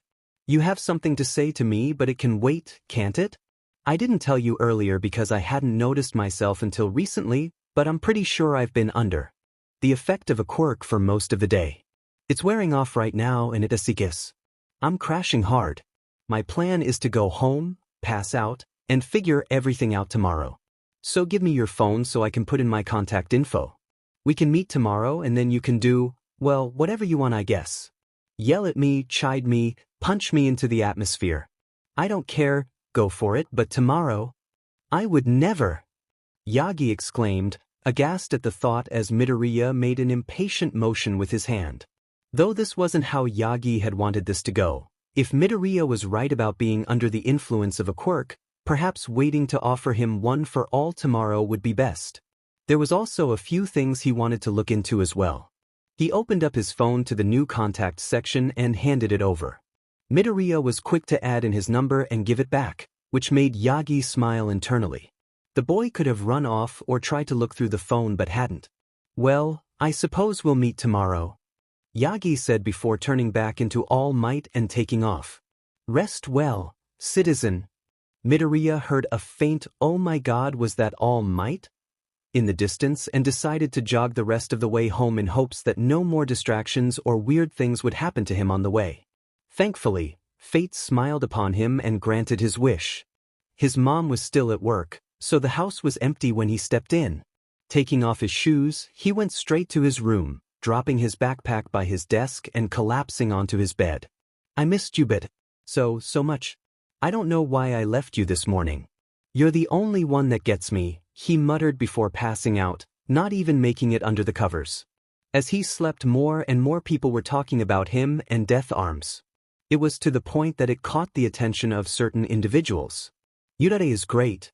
Teachers chat. Press _ eraser I found a mini you. Press _ attached an image of a very tired and angry looking child. Midnight. I heard about this. Poor kid was just trying to help his friend. Sad face. Blood _ king. I don't know what Death Arms was thinking, but good luck to his PR team. Cementos. Well, he wasn't exactly wrong. Kids shouldn't be trying to do what that boy did. Snipe. Please don't tell me you're siding him with him. See. Cementos. I'm not. He did nothing to help, nor does it look like he or the others tried. I'll wait for the official report to come out before making my final judgment, but it's obvious he's in the wrong. Press _ he's always been that way. I wouldn't be surprised if the Hero Public Safety Commissions is just waiting to get enough evidence before they reprimand him. Blood _ sounds like something they would do. Press _ eraser I know you're on here, lurking. I need you to look at this child. I love him. I would die for him. If you had heard half of the things he said to Death Arms, you would have adopted him. For being logical. Eraser, shut up, Mike. Eraser, have never adopted a child. There's a reason I have time this year to catch up on sleep. Midnight at Eraser, why are you lying to yourself? You're a big softy on the inside. We all know you love kids. Eraser, no I don't. Press _ Mike. Yes you do, and I don't think you fundamentally understand how sleep works. Eraser, I don't like kids and I know how sleep works. Snip face. Cementus face. Minif, lies D. Blood face. Press _ Mike. The majority agrees. How would you like to dispute this claim, Eraserhead? Eraser, I despise all of you. As for the kid, he wasn't wrong. He tried to go to a hero before taking matters into his own hands. Time was of the essence here. None of the heroes tried to negotiate or engage with the villain. If they had tried and managed to convince him to let the boy breathe, then waiting for backup would have been the right call. The lack of teamwork should also be noted. That slingshot was a clever idea, and it's one they could have thought up if they had bothered to talk to each other. Death Arms messed up the most, but the others are also responsible for this mess. A civilian should not have felt the need to intervene, least of all a child. Press _ so you did know about the little listener.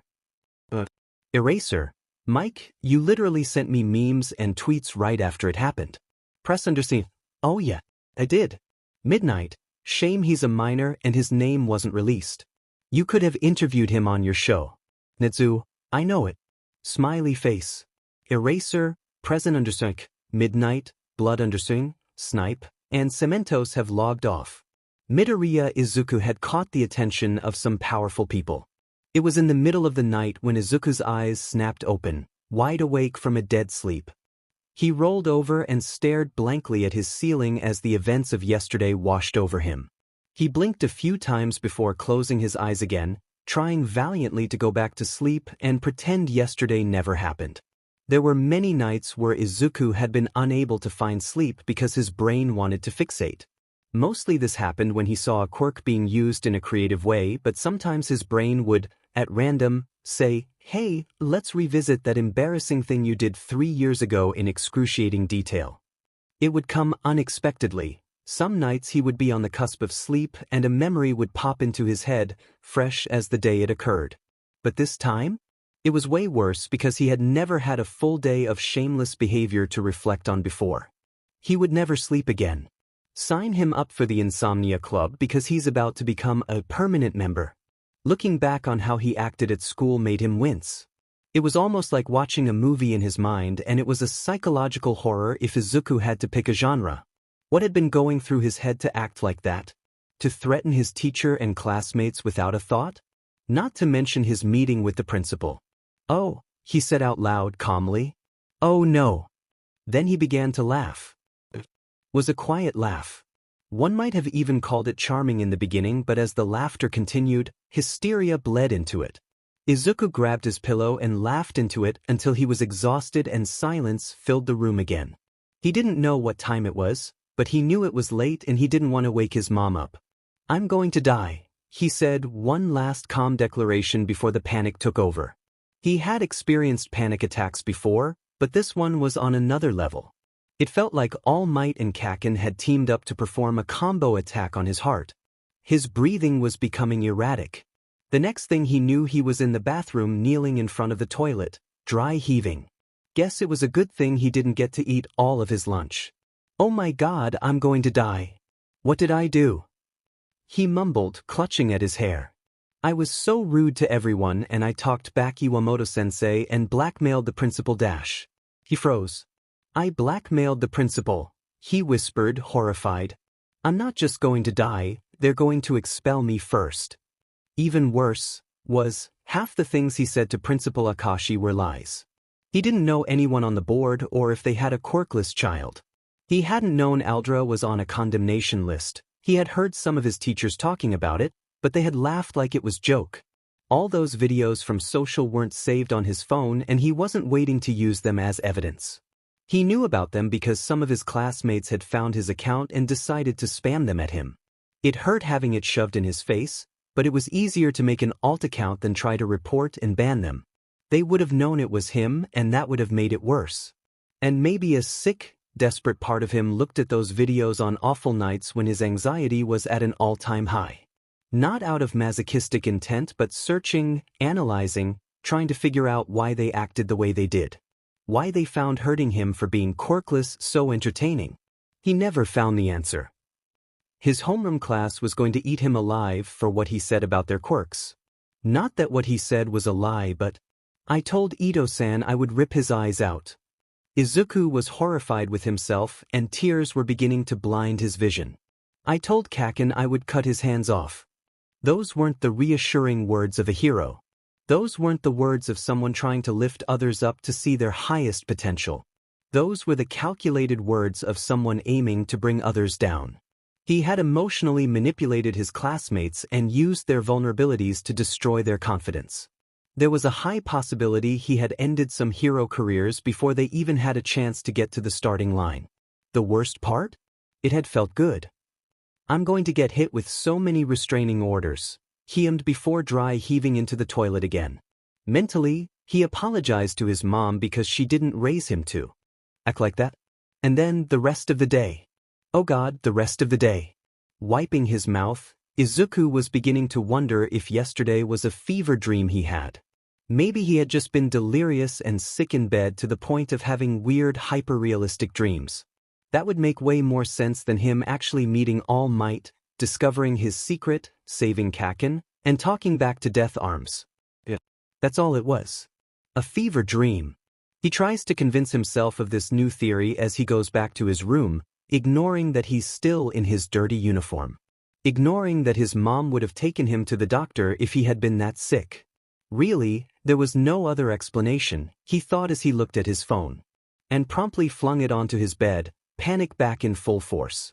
Izuku barely held back his shriek of surprise. Because there was no way. He picked up his phone again, hands trembling.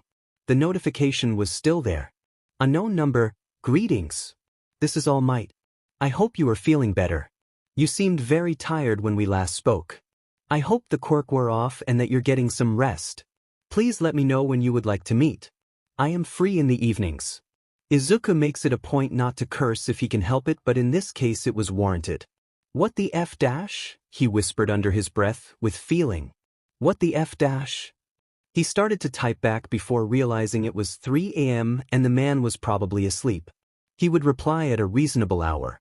Like a sane person who slept through the whole night, which is what he was going to do. He changed into a fresh shirt and boxers and laid back down, totally ready to go back to sleep. He was no longer a member of the Insomnia Club. He wasn't wide awake at all. Nope, not him. And here we have a fool in its natural habitat, denial. His own mind mocked him as he stared at his dark ceiling. 5 minutes later, he gave up on sleep. Resigned, he grabs a few things he'll need like his notebook, pen, and phone. Quietly, he crept into the living room, mindful of his mother sleeping. He turned the TV on, turned the volume down low, and settled on the couch for a long night. It was a routine he had ended up developing for nights like this. When his mind was going so fast that sleep was impossible, he sat in the glow of the television, writing down everything, as the low hum of voices filtered in, soft and comforting. Episodes of an old All Might cartoon from his childhood always ran at this time, so it was a familiar background noise as his mind went on autopilot. The first thing he focused on was figuring out if he had been under the influence of a quirk yesterday, and if so, what had it done to him? The quick and dirty answer was yes, and it turned him into a psychopath, but when it comes to analysis, Izuku does not look at the surface and call it a day. He brings a shovel and he digs until he finds what he's looking for, even if he doesn't like what he finds. He wrote down everything he remembered, trying to recall when or if he had felt a change in himself. He remembers there was a villain attack that held him and some others up that morning. Was it then? The villain had a gigantification quirk, so it wasn't them. Probably someone from the crowd, most likely touch-based. Not that narrowed it down. It had been a compact crowd and his hands had brushed against more than one person. The villain attack was the only outlier in his morning routine, everything else had been the same, so he's going to take an educated guess and assume that when it happened. The next question was why? Why would someone use their quirk on him? He hadn't seen anyone he knew in the crowd, and even if he had, no one he knew had a quirk that could do that. So it was someone he didn't know and probably had skin contact with. Perhaps it had been activated on accident? There had only been adults around him, and he hadn't done anything to make himself stand out. At least, not anything that would make someone use their quirk with malicious intent. So maybe it really had been an accident? It had taken a while to stop the villain. Some people might have been worried about getting to work on time. Stress could have caused someone to lose control of their quirk. That seemed like the most plausible answer. So it was someone in the crowd, and it had probably been an accident. The most important question though was this: what did the quirk do?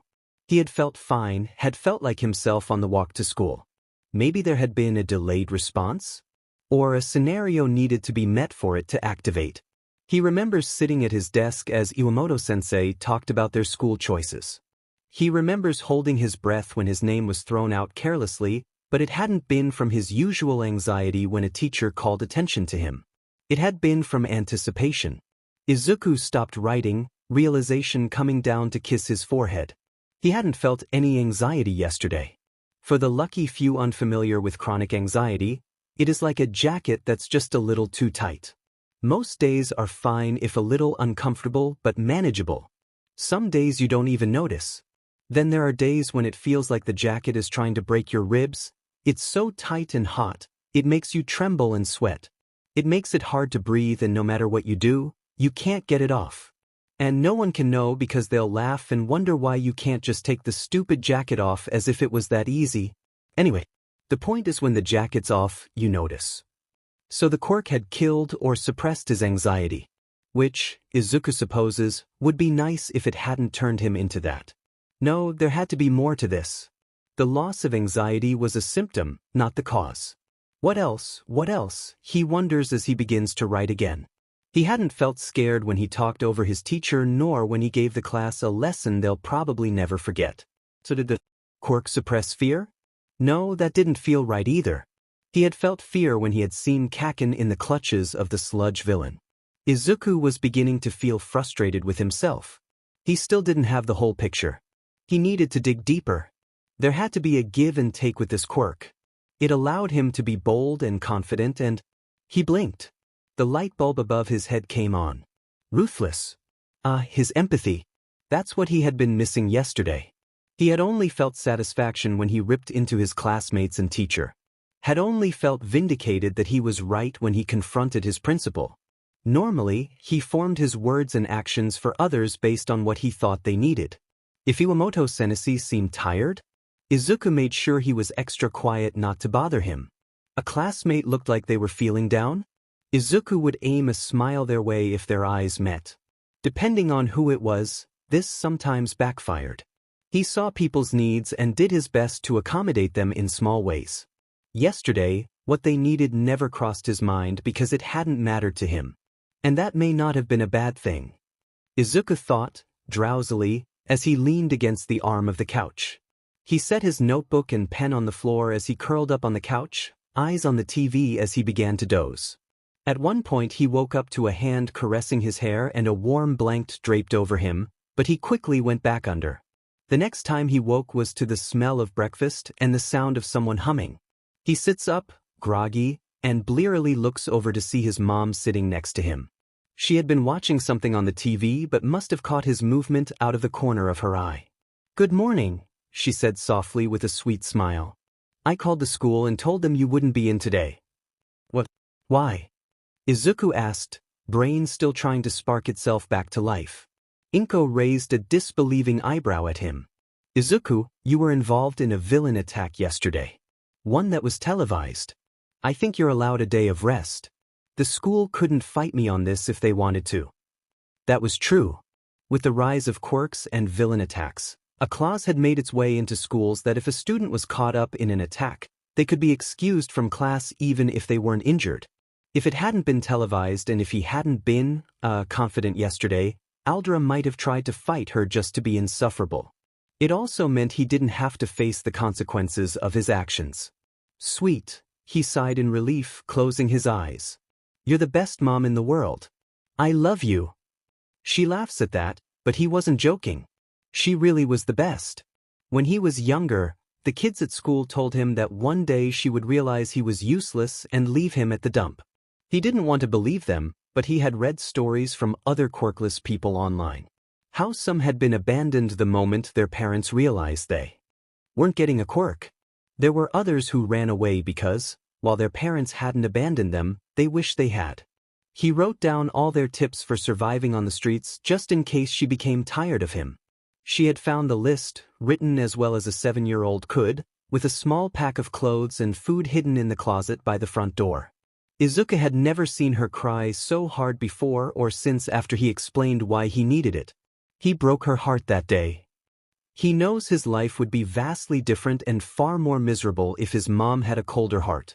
"I'll remind you of that the next time you're in trouble," she teased him before turning serious. "But we do need to talk about yesterday, Izuku." He withheld a groan and pushed down his nerves. Sure? What's there to talk about though? It was all on the news, right? It's pretty cut and dry, haha." "Yes, it was. By the way, you might want to stay off the internet for a little bit." Izuku looks at her, suspicious, because she sounds like she's withholding a laugh, but it goes as quickly as it came. "Izuku, I owe you an apology. But did you break one of my collectibles or something?" Let me talk." She took a deep breath. "After the doctor told us you would never get a quirk, I was scared. This world cares so much about quirks that I knew it was going to be rough for you no matter what path you chose. So when I saw you watching that old All Might clip and when you asked me if you could still be a hero, I dash." She wiped at her eyes. "I failed you. I should have told you yes. Even though you were only 4 and dreams change, I still should have told you yes. Because, Izuku," she looked at him and grinned, "you already are one. Yesterday, you showed the world you didn't need a quirk to save someone. No, they didn't disclose that you were quirkless, but that doesn't matter. Baby, your quick thinking saved Katsuki's life, and I am so proud of you." Izuku couldn't help it. Tears filled his eyes and he began to sob. "No, Izuku, don't cry. If you cry, then I'll cry and then we'll flood the whole apartment again dash." He hugged her. "You shouldn't be proud of me," he said, muffled into her shoulder as she accepted his embrace. "Yesterday was a fluke. It wasn't me." She stiffened at his confession, but she kept hugging him and ran a hand through his hair. "Izuku, what are you talking about? Of course it was you. I saw it on the news. I talked to you and Mitsuki dash. No, I was under the influence of a quirk. For most of the day I wasn't myself." She paused in stroking his hair. Gently, she grabbed his shoulders and pushed him back until she could see his face. "Explain." It was said in the tone that only a mother could have. A soft order that could not be ignored. So Izuku told her about his day. He left out some parts, such as blackmailing the principal and meeting All Might, and maybe he forgot to mention Kaken and their spat at lunch, but he felt like he gave her a pretty good summary, so why sweat the small details? "So, tomorrow I'll apologize to everyone for being a JRK," he told her, already anticipating that's what she would want. "I'd rather you didn't. I know I was under the influence of a quirk, but I still, what?" He looked at her, eyes wide with shock. Inko sighed. Izuku, I raised you to be kind because I knew the world was going to be cruel to you, so I wanted you to be better than that. Yeah, and I think you did a great job. Maybe too great. I know your classmates haven't been kind to you in return. He winced. What? No, they're not that bad. Honey, we had to replace your school books so many times last year it was borderline ridiculous. The convenience store had bandages and ointment on hold for us. The clumsy excuse can only work so many times. So she hadn't been fooled.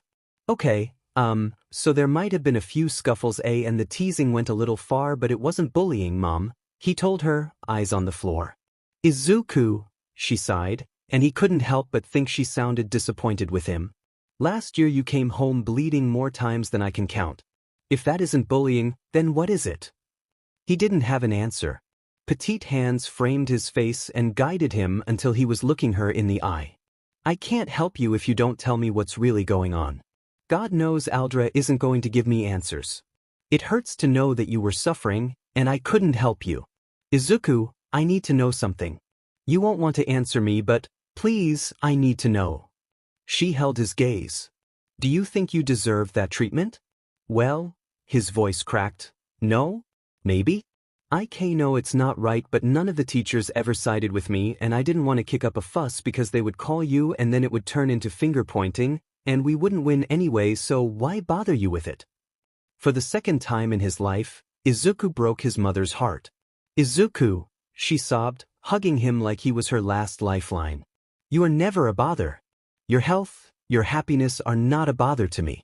Ever. And I am always in your corner.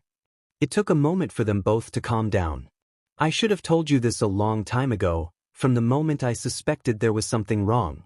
Izuku, you don't owe anyone your kindness. Offer it to them, yes, but if they spit in your face. She gave him a feral grin that he had never seen grace her face before. If Kastuki had seen it, he would have coughed up a lung because Inko's and Izuku's grins were twins. If Mitsuki has seen it, she would have laughed because she remembers that grin and what it meant. There's nothing wrong with spitting back. Mom. Izuku sputtered, I can't do that. I would get so many detentions and I would never hear the end of it.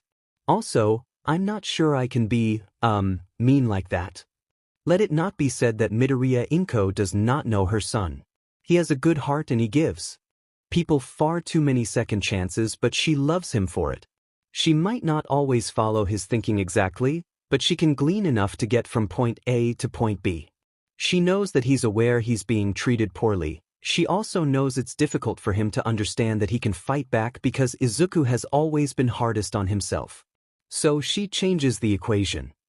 Say there was another quirkless kid in your class and your classmates treated them like they do you. What would you do? The change was immediate. Gone was her nervous child and in his place one with nerves of steel. One that was ready to fight. They'd have to crawl over my dead body before I would allow that to happen.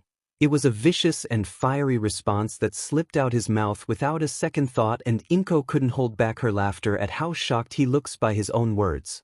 Oh, she laughs a little harder at that because she can see it in his eyes. She can see that he gets it now. Wow, I'm an idiot. Her boy has a backbone. He rarely uses it for himself, though hopefully that will change. No, you're not an idiot, she said, trying to regain her composure. Let's make a deal. When you go back to school tomorrow, don't apologize to anyone. If any issues come up, call me. I'll come get you and we'll figure something out, okay? Education is important but not at the expense of your mental health, Izuku. Okay, he looks a little unsure, but she saw that same wild grin just barely peeking out. I think I can do that. I know you can, she kissed his forehead as she stood up. Come eat breakfast before it gets cold. Kay, he mumbled and grabbed his phone. As she made her way into the kitchen, she heard a gasp followed by a scandalized whisper. They turned me into a meme. For the sake of her child, she withheld her laughter and pretended she hadn't heard him.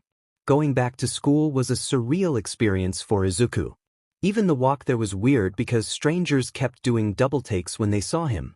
He knew why, of course, but that didn't make the situation better, it only made it harder to stop himself from blushing. He heard someone whisper, "Break it down for me, kid," as he passed by and picked up the pace. Being a meme was strange. On one hand, most people in memes weren't famous, so they weren't approached or harassed like heroes or celebrities. Some people might recognize him, but they didn't try to talk to him, thank goodness. On the other hand, he was now immortalized on the internet. Memes cycle through pretty quickly, and he didn't think his would stand amongst the greats, but it was still a fresh meme, so he had to wait out its popularity. It would be forgotten once a new hero fight was filmed. His phone buzzed. He took a glance and saw a message from his mom. "Mom, look at what showed up in the GIF section on my phone.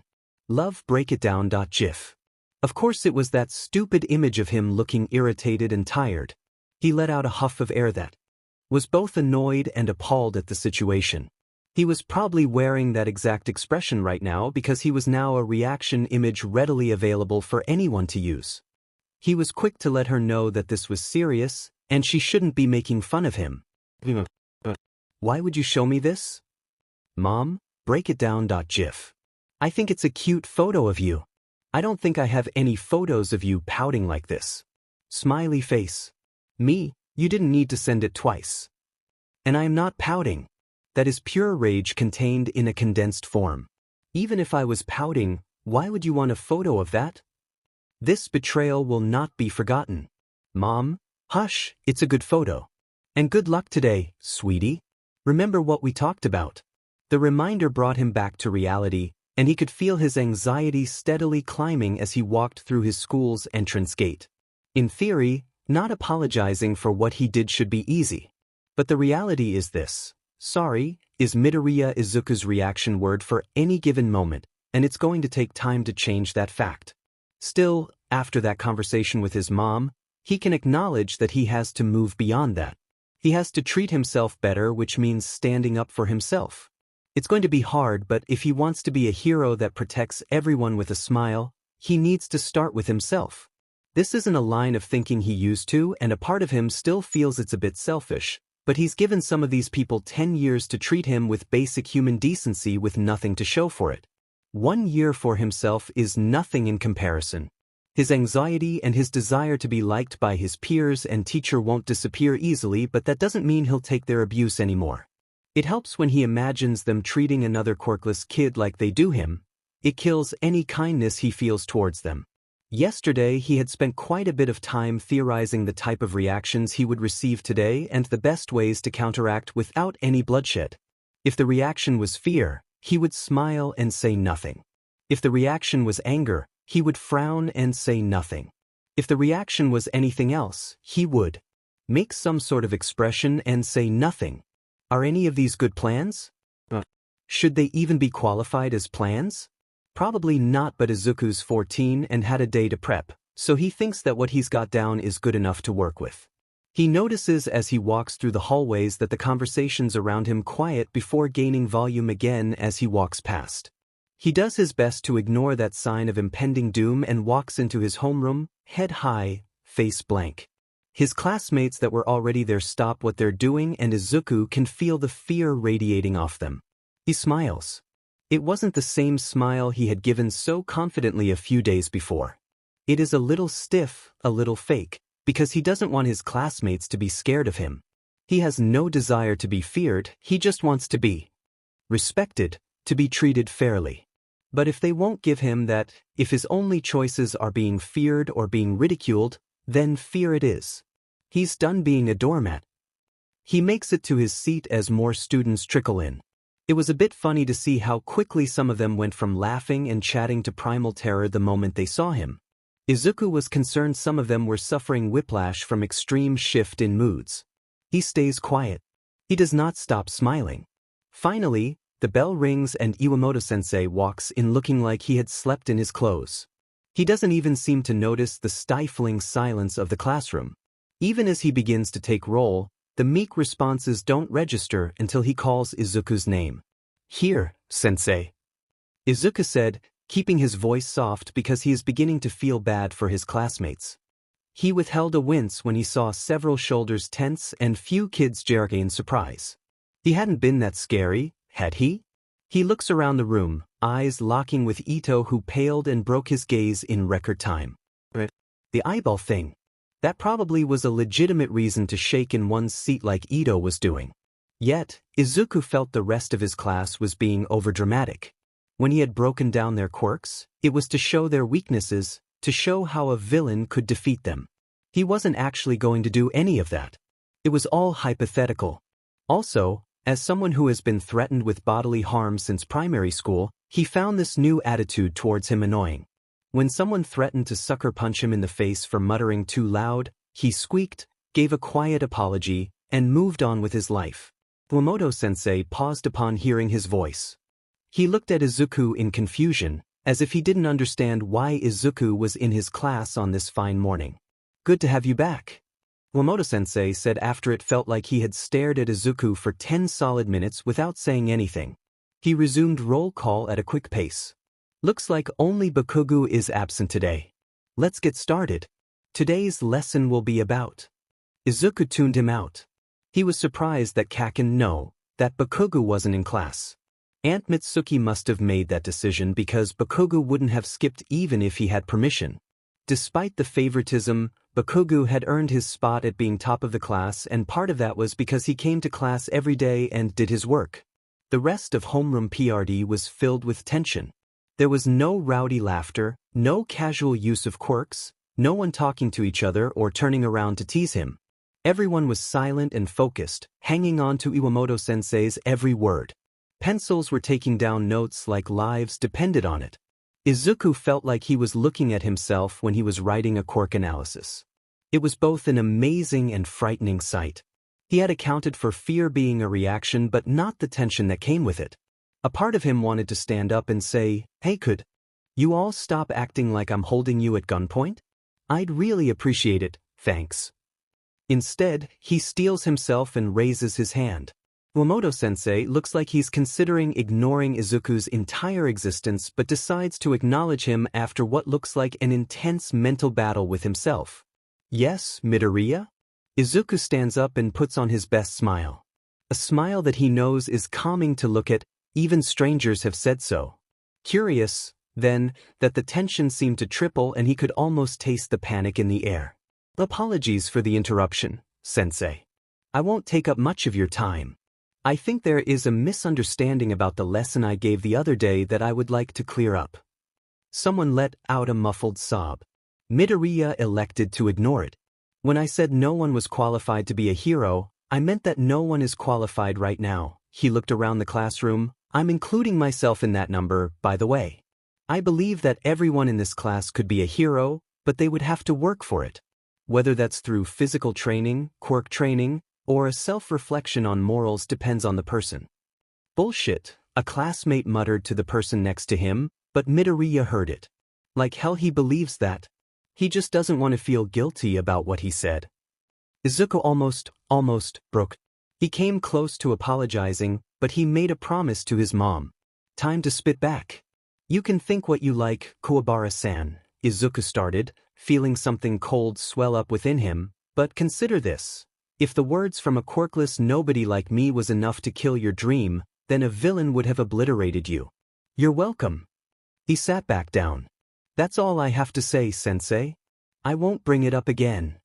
His attempt to kill the tension failed, and by the time school ended, Izuku had a feeling his last year at Aldra would be physically painless but emotionally uncomfortable. As he was walking home, his phone buzzed. He glanced at it, expecting a text from his mom. Instead, it opened up to his texts with All Might, and wow, wasn't that a strange thought to have? He had All Might's personal number. He hadn't changed the contact name out of paranoia that someone would see it and think he was delusional. They had messaged back and forth for a little bit yesterday, and the fanboy in him loved rereading the messages. Unknown number, "Greetings. This is All Might. I hope you are feeling better. You seemed very tired when we last spoke. I hope the quirk wore off and that you're getting some rest. Please let me know when you would like to meet. I am free in the evenings." Me, did. The quirk gave me a boost in confidence, but it took another emotion away, I think. I'm feeling much better now. By the way, I don't think I told you, but I'm Midoriya Izuku and it is an honor. But today isn't good for me because I'm staying home to recuperate, and I go back to school tomorrow, so I'll be busy. Can we meet on the weekend? Unless your schedule is full. Unknown number, that would work perfectly for me. Me? Okay, great. Let me know the time and place and I'll be there. All Might had not replied, and Izuku wondered if he had upset the man. Did he sound desperate? He was dying to know, but decided he would not spam All Might with messages. Izuku is a respectful fanboy. By the time night had fallen and he hadn't heard anything, he figured whatever interest All Might had for him had passed. Until now. Unknown number, Dagoba Beach. 3 p.m. So you think you found your successor? Principal Nedzu's office was bathed in orange light from the evening sun. Sitting in an overstuffed chair, Yagi watched as Nedzu took a sip of his tea. I'm not sure. As I mentioned, he was affected by a quirk, but it sounds like it's worn off. He knows about my second form, but I didn't explain my quirk to him. I need to get to know him better before I make my final decision. That may take a while. But he still caught your attention.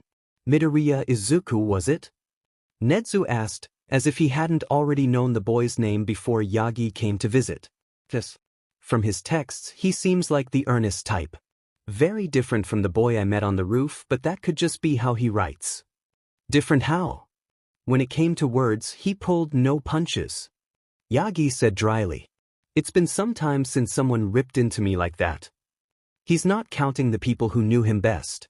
If Naomasa wasn't so polite, Yagi would probably be chewed out on a daily basis. If he spoke with Gran Torino every day, he would be chewed out on a daily basis and wouldn't have an ounce of self-confidence left. That man didn't pull punches either when he thought Yagi was being an idiot. And he thought that a lot. He didn't say it out loud, but it had been refreshing, in a way, to have someone so young call him out. Yagi had been the symbol of peace for a number of years, and while he does not regret it, the position put him on a pedestal that few could reach. His words held more weight than most, so he had to be careful with them. If he said something that could be misinterpreted or used as an excuse to attack others, it would be disastrous. He had made that mistake once during an interview. He made an offhand remark about eating green peppers as a snack. The demand for green peppers skyrocketed overnight. The pepper industry is still recovering from that incident. It's not bad to be vicious, Nedzu said with a small, terrifying giggle. He was tapping away at his keyboard, and whatever he was reading, he seemed to like. I think I would like to meet this child, regardless of if you pick him or not. Why? Yagi asked. He's going to take our entrance exam, so I have access to his username on the major social media sites. I've been reading some comments he's posted on several videos about quirks. He has a grasp for analysis. Nedzu was beginning to vibrate in his seat. If guided properly, that unpolished talent could be honed into something very powerful. He did have a notebook with him. Hero analysis for the future or something like that. I think it was labeled number 13. Nedzu went still. His beady black eyes stared into Yagi's, and the hunger in them was almost unfathomable. A journal? Of course, that would make sense. Nedzu said, and Yagi knew he wasn't talking to him. He mentally apologized to Midoriya Izuku for giving Nedzu this information. So you wouldn't stop a quirkless student from taking the exam for the hero course? He asked, more in an attempt to distract Nedzu than anything else. Of course not. Nedzu replied with a smile. There is potential in everyone to be a hero, and I love an underdog story. The practical is bias, and despite my best efforts so far, the Hero Commission won't budge on that. Strong, flashy quirks are what they like to see. If I had my way, the practical would be more psychological. He began to giggle again. So they won't cause a fuss if he applies. Behind closed doors they will, especially if he passes. The Hero Commission has a lot of weight, but even they can't do anything thanks to the Quirkless Protection Act. Although if you pick him, it won't matter, will it? I'm conflicted, Yagi admitted after a moment of silence. I'm running out of time, but he's so young. One for all isn't just a quirk, it's a legacy, and I'm hesitant to hand it over to someone without explaining what they're getting into. All for one is dead. The body disappeared before it could be proven. I want to believe he's gone, but if someone could come back from the dead, it would be him. Yagi growled. I don't want to involve a new generation into this mess. You don't have a choice. Nedzu reminded him, and Yagi let loose a heavy sigh because the other was right. That's not the only reason. I've also been looking into the treatment of quirkless individuals, and I do not like what I've found. Meeting Midoriya, Izuku had reminded Yagi of a part of himself he thought long dead. Reminded him enough to look into the current quirkless generation, just to see how they were faring. But after reading about the suicide rates, the lack of employment opportunities, the casual dismal of them as human beings, well, that part of him flared up like a phoenix reborn, furious at the injustice. Before he became a hero, he was an insignificant quirkless child trying to find peace in a brutal world. 14 was a long time ago for Yagi, but it was impossible to forget being quirkless, no matter how far down he buried it within himself. He needed a successor, but he also wanted this kid to prove them all wrong. He wanted to see this kid make a path for a group of people lost in society's shadows. Because when peace was not an option, hope always found a way to shine in the dark. When Izuku had seen All Might's text with the location, he had been excited. Sure, he had imagined them meeting at a quiet cafe or maybe sitting in a park surrounded by sakura trees to talk things over, but a beach was a good setting for a personal conversation. This is what he was thinking until he actually made it to the beach. The smelly, pungent beach with junk piled so high it killed the horizon line. Dagoba really was a one-of-a-kind beach for all the wrong reasons. He couldn't help but think as he looked at the garbage surrounding him from all sides, this place feels like a metaphor for our first meeting. Instead of getting the confirmation I dreamed of, I got a trashy, realistic response. I wonder if All Might did this on purpose? Ah, there you are, young Midoriya. The call was faint, but it was easy for Izuku to spot All Might waving to him, even with so much junk around him. The man was in his civilian form and looked tired even from afar, so Izuku jogged to meet him halfway. Hello again. Izuku said, giving a hasty bow. Thank you for meeting up with me. I apologize for imposing on you last time. Oh no, don't bow. All Might said, out of breath. I'm glad to see you're feeling better. And there is no need to apologize, quite the opposite, I think. Then, without any warning, without any indicators to tip Izuku off and prepare himself, All Might bowed to him. Oh, Izuku thought, feeling faint, this is a strange dream. My boy, I owe you an apology, the number one hero said, oblivious to the fact that Izuku was about to have a heart attack. I said some very thoughtless things to you, and while they came from a place of concern, they were also unnecessarily cruel and dismissive. When you fought that villain, you reminded me of why I became a hero in the first place. So you have both my deepest apologies and gratitude. Apology accepted. Please stop bowing. Please. Izuku managed to squeak out and knew then and there that All Might did not consciously choose this beach as some sort of passive-aggressive dig. Let's just sit and you can tell me why you called me out here. Unless it was just to apologize? No, there is more I need to tell you, All Might said, wasting no time sitting down on the sand, and Izuku followed suit. After our last conversation, I realized I was being hypocritical and decided to do some research. Hypocritical? I wouldn't have called it that. I wasn't happy with your answer, but I should have expected it. And oh, did it pain Izuku to admit that? But he knew what he was up against. In a world of quirks, he was dying breed. It was natural that people would see his dream as impossible to achieve. It was still wrong of me, All Might insisted. You see, I developed my quirk very late. I was around your age actually. Before that I was essentially quirkless. Oh, Izuku said but felt nothing. It was as if someone had dumped cold water on him. To hear that All Might had been quirkless, for him to say during their first meeting that Izuku's dream was impossible. It was a good thing he wasn't under the effect of that quirk, because Izuku has no idea what he would have done with this new information. It was different back then, All Might said, and Izuku thought he sounded a bit rushed. I was no stranger to being bullied or having people make fun of my dream. I even had several plans in place if I was rejected from the hero schools I applied to. There had been talk of banning quirkless people from applying, but it never came into fruition, thank goodness. Why are you telling me this? Izuku asked, trying to kill the numbness welling up within him. He felt disappointed in the man, and maybe it showed on his face, because All Might's shoulders tensed up and he kept eye contact with Izuku. Because you need to know. I need to make sure you know that I was wrong. About many things. I was wrong when I said you couldn't be a hero. Without you, that boy would have died. You didn't need a quirk to save him, you relied on your wits and it worked. He gave Izuku a shaky smile. I'm not sure how much this will mean coming from me, but you can become a hero. You have the heart and spirit for it.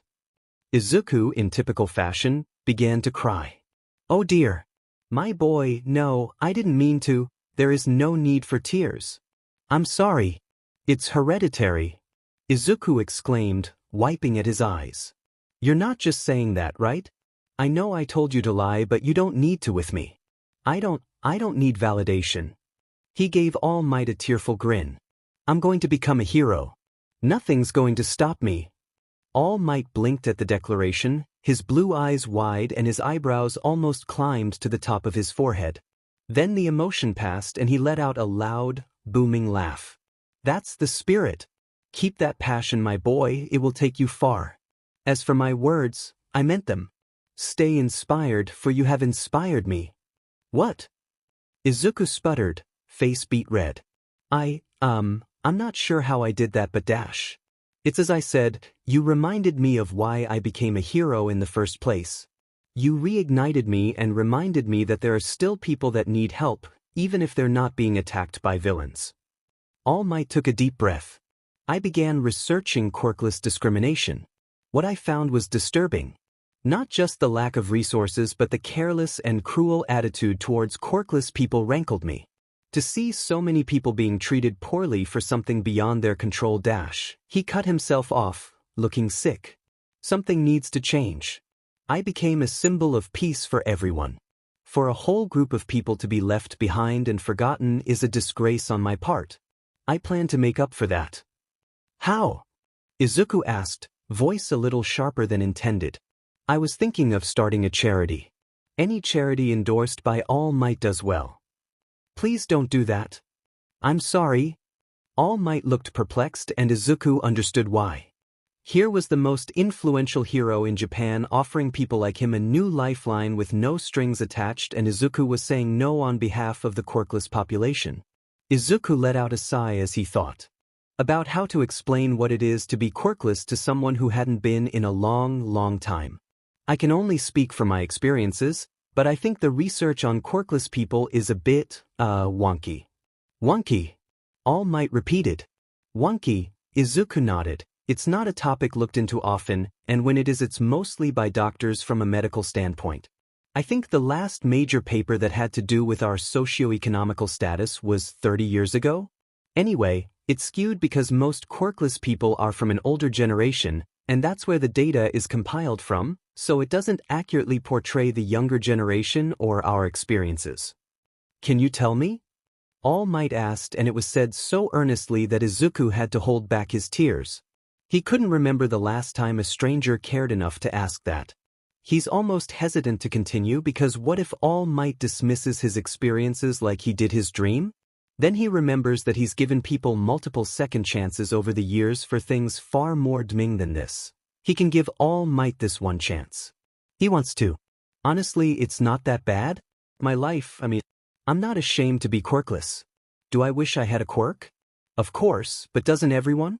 Even in the pre-quirk era, they had stories about humans with special powers. And that makes sense. If you had the choice between being a basic human or being a human with superpowers, most of us would pick the second option. Wouldn't you? Yes. All Might admitted, though he sounded melancholy. If given a choice, I would have chosen a special power. Right? I don't think it's a bad thing. I really love quirks. They're so versatile and really show how far we've evolved as a race. The things people can do these days is amazing. Izuku frowned, but people forget that amazing things can be done without quirks too, and it's really frustrating. He looked up at the sky, contemplating his next words. Like I said, my life is pretty good, but that's because most people don't know I'm quirkless unless I tell them. Once they know, it's like they forget everything they knew about me. I'm no longer Midoriya Izuku to them. I'm the quirkless kid they don't want to talk to because they think it's a disease they can catch. That, or they come under the assumption that quirkless means disabled and then I'm treated like glass. Izuku took a big breath, eyes never leaving the sky. Or they think it's a free pass to beat me up because being quirkless makes me lesser. Somehow. Most people go for the third option. There's a sharp intake of breath and Izuku breaks gazes with the blue sky to look at the man next to him. All Might suddenly looked very pale in Izuku's eyes. But my life is good. That wasn't a joke. Izuku tries to assure him. My boy, you just admitted that people beat you for something beyond your control. Yes, I'm working on changing that. Izuku considered telling him it already had changed, but figured All Might probably wouldn't be down with blackmailing people in positions of power. He would be wrong. All Might would absolutely be down for that. Anyway, in comparison to other quirkless kids my age, I have it good. I think we have the highest homeless population, but some of that is because the streets look better than an abusive home. Not sure about suicide rates, but those are probably pretty high. You mentioned All Might began, voice so soft Izuku almost didn't hear it over waves crashing onto the cluttered shore. You said someone told you to jump off a roof. Izuku flinched and mentally cursed himself. Diamenu, confident me. Why'd you have to be such a blabbermouth? His first instinct was to say that Bakugo didn't mean it, but he repressed the urge.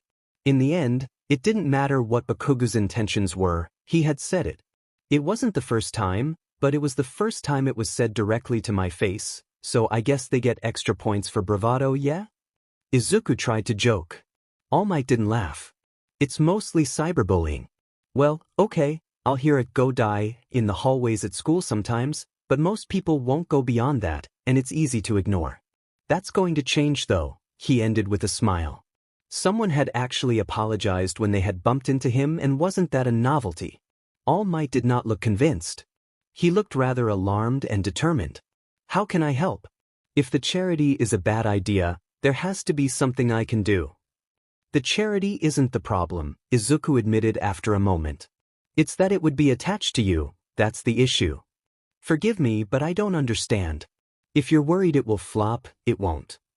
No, my worry is that it will become too popular and quirklessness will be brought up in the media. No offense, but the less attention we get, the better. Even with good intentions, any time we're brought up, it ends badly for us. About 5 years ago, someone tried to organize a quirkless parade and they got an amazing response and a ton of donations. It was nice to see.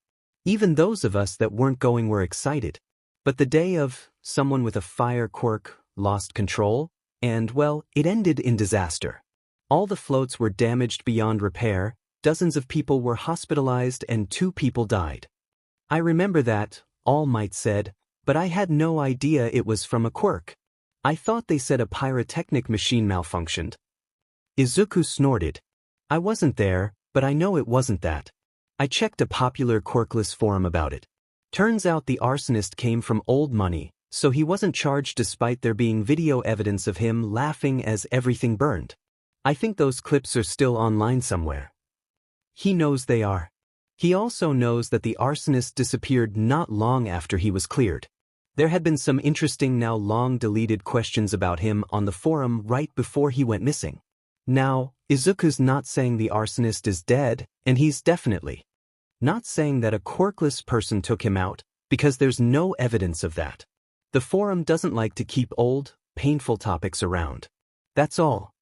There are other ways you can help, Izuku said, after seeing All Might's stricken face at the revelation. There are a few good quirkless charities already established. You could make an anonymous donation to them. If you donate food or clothing or anything to the homeless shelters, there's a high chance you'll be helping out a quirkless person. Those are excellent ideas. Forgive me if I sounded selfish. I wanted to use my status to change people's opinions, but I can see how it would look like a cheap shot at pretending to care. The last thing I want is to cause trouble for any of you. It was said with such sincerity that All Might became Izuku's favorite hero all over again. You, crap, Izuku could feel the tears gathering in his eyes again. You have no idea how much that means to me. How much that will mean for so many people, even if they don't know it's from you. All Might hesitated for a moment, as if he was uncertain, before leaning in and hugging him. Holy shit! A hug from All Might. Izuku can die happy now. For a long time the only sound heard was the waves crashing against the garbage. I'm sorry, Izuku rubbed at his eyes after he calmed down. I swear I'll fix my crying issue before I become a hero. I don't want to be known as Crybaby, the tearful hero. I don't think there is anything wrong with crying. Though most people do prefer a smile to tears when we come to rescue them. All Might joked, patting his back. What type of hero do you want to be? I want to be able to save people with a smile. Izuku replied. I want people to know they're safe with me. I don't want anyone to feel lonely or forgotten. All Might rubbed his chin in thought. Oh, of course I know it's impossible to save everyone. Izuku was quick to assure. I'm not naive or arrogant enough to believe that I could do that. It's not a bad dream. All Might replied, but don't you want something more? What do you mean? My boy, what you just described is a founding desire in many heroes. We want to save as many lives as possible, and a lot of us do that by combining it with other passions. For instance, Present Mike isn't afraid to step in and save civilians from a villain attack, but he also runs his radio show late into the night to take calls from people who don't feel heard in their everyday lives. He volunteers at a suicide prevention hotline and works closely with organizations that help people with disabilities and volatile quirks. Oh! Izuku was fascinated and hung onto All Might's every word. He knew some of this, hero fanboy, but it was exhilarating to hear from an actual hero and not his regular sources. The wild PP cats, All Might continued on. Focus on rescues in wildlife areas because all their members have shared passion for outdoor activities and the environment. There's a reason they do endorsements with eco-friendly products, and it's not just for the money. What about you? Izuku asked. Do you have anything like that? All Might was quiet as he thought over the question. When I was your age, I noticed something was wrong with our society. People were scared. Villainy was on the rise and heroes were being raked over by the media for not doing better. Back then there wasn't as much glam in the industry as there is now. I hated seeing my neighbors afraid. It left a bad taste in my mouth that there was so much fear and the individuals causing it didn't care. Indeed, it felt like they relished in it. I didn't want to live in that society. I didn't want to be scared of everything. He gave Izuku a grin. So I decided a symbol was needed. Something that people could look to and smile. Something that could allow them to relax and ease their worries. Something all of us had been missing for a very long time. Peace. Izuku said, awe filling his entire being. Yes, peace. Admittedly, I could only bring a large-scale peace to society, not individuals. I could not give it to everyone, he frowned. If I could bust down the doors every time someone abuses their spouse or child, if I could be on every rooftop when someone is looking over the edge, I would, but it is like you said earlier, I cannot save everyone. But we can try. Yes, we can try. All Might agreed. About what I said, combining heroism with passions, think on it? Not every hero does that, but for those of us that do, it's an extra boost when we think we've hit our limit. Admittedly, due to my injury and my schedule, I don't do as much as others. Hence why I donate or create charities for my passions and put people I trust in charge. I will definitely think on it. Izuku nodded, wishing he had his notebook. He had a bunch of ideas already swirling around in his head. I still have to get into UE first. I think I can ace the written exam if I study hard enough. The physical part, though, I'm not as confident in since I don't what it will be. The slingshot worked well on that sludge villain. Maybe I can apply for support items. Support items can help a hero in a pinch. All Might said, but you're going to need both brains and brawn if you want to succeed. Your mind is plenty sharp, but... He poked Izuku's arm with a bony finger. Getting into the hero course is going to be near impossible if you don't train your body. Izuku could have given him 1,000 excuses for why his body wasn't up to par. He could tell All Might he tried routines on his own in the past but nothing stuck. He could admit to trying to find an inexpensive dojo and failing. He could mention how being bullied for most of his life left his body tired, aching, and stressed to the point that physical training sounded like a Herculean effort. He doesn't say any of this because he's not interested in bringing up the past when he's focused on the future. You're right. I need to figure something out. I'm a fast runner, but my endurance isn't great. Building up some muscle should be a good starting point. There are enough tutorials online that I can get a decent start. I'll need weights. Should I buy them outright or try a gym? Maybe Dash. All Might coughed to get his attention. Oh, sorry. I didn't mean to start muttering. It's a bad habit. You apologize entirely too much, All Might said with a grin, and it took Izuku a moment to realize he was being teased, not reprimanded. Midoriya, please let me help you train for the entrance exam. It'll be difficult, your body will feel like it's going through hell, but I think we have just enough time before the exam to make it work. Izuku's inner fanboy went, oh, hell yeah. The rest of Izuku, suspicious of any help from an adult, went, hold up, something seems off. Out loud, people-pleaser that he is, he said, I would be honored. Is there a gym you want to meet at or Dash? All Might laughed, and that's when Izuku knew he was being played in some way, but he wasn't sure how. Yes, but a gym alone won't cut it. We start right here. All Might transformed into his hero persona and gestured towards the garbage. We start with you cleaning up this beach. It'll be both training and community service. There was the how. Izuku tried to hold his tongue, he really did. It was clear that All Might was proud of this plan and he looked so excited to be training Izuku. It really was an honor. This was a once-in-a-lifetime opportunity. Who else could say that All Might offered to personally train them? If the circumstances were different, Izuku would have been touched by the gesture. His next words were to politely thank All Might and nothing more. Are you providing me with protective gear? Wow, Izuku. Good job thanking the man. Especially after he kindly listened to you talk about quirkless people for the past hour. Amazing. It was hard to tell in his hero form, but All Might's grin might have turned perplexed. Whatever for? Izuku took a deep breath and took a plunge. All Might, he began, trying to think of a tactful way of saying what he wanted before giving up. This beach is filled with sharp, rusty metal. It's clearly being used as an illegal dumping ground. There's a leaking biohazard bag 2 feet away from us, and I don't need to look to know there are some used needles hidden in the sand. I'm also afraid we might find a dead body in the garbage that's only being hidden by the smell of everything else.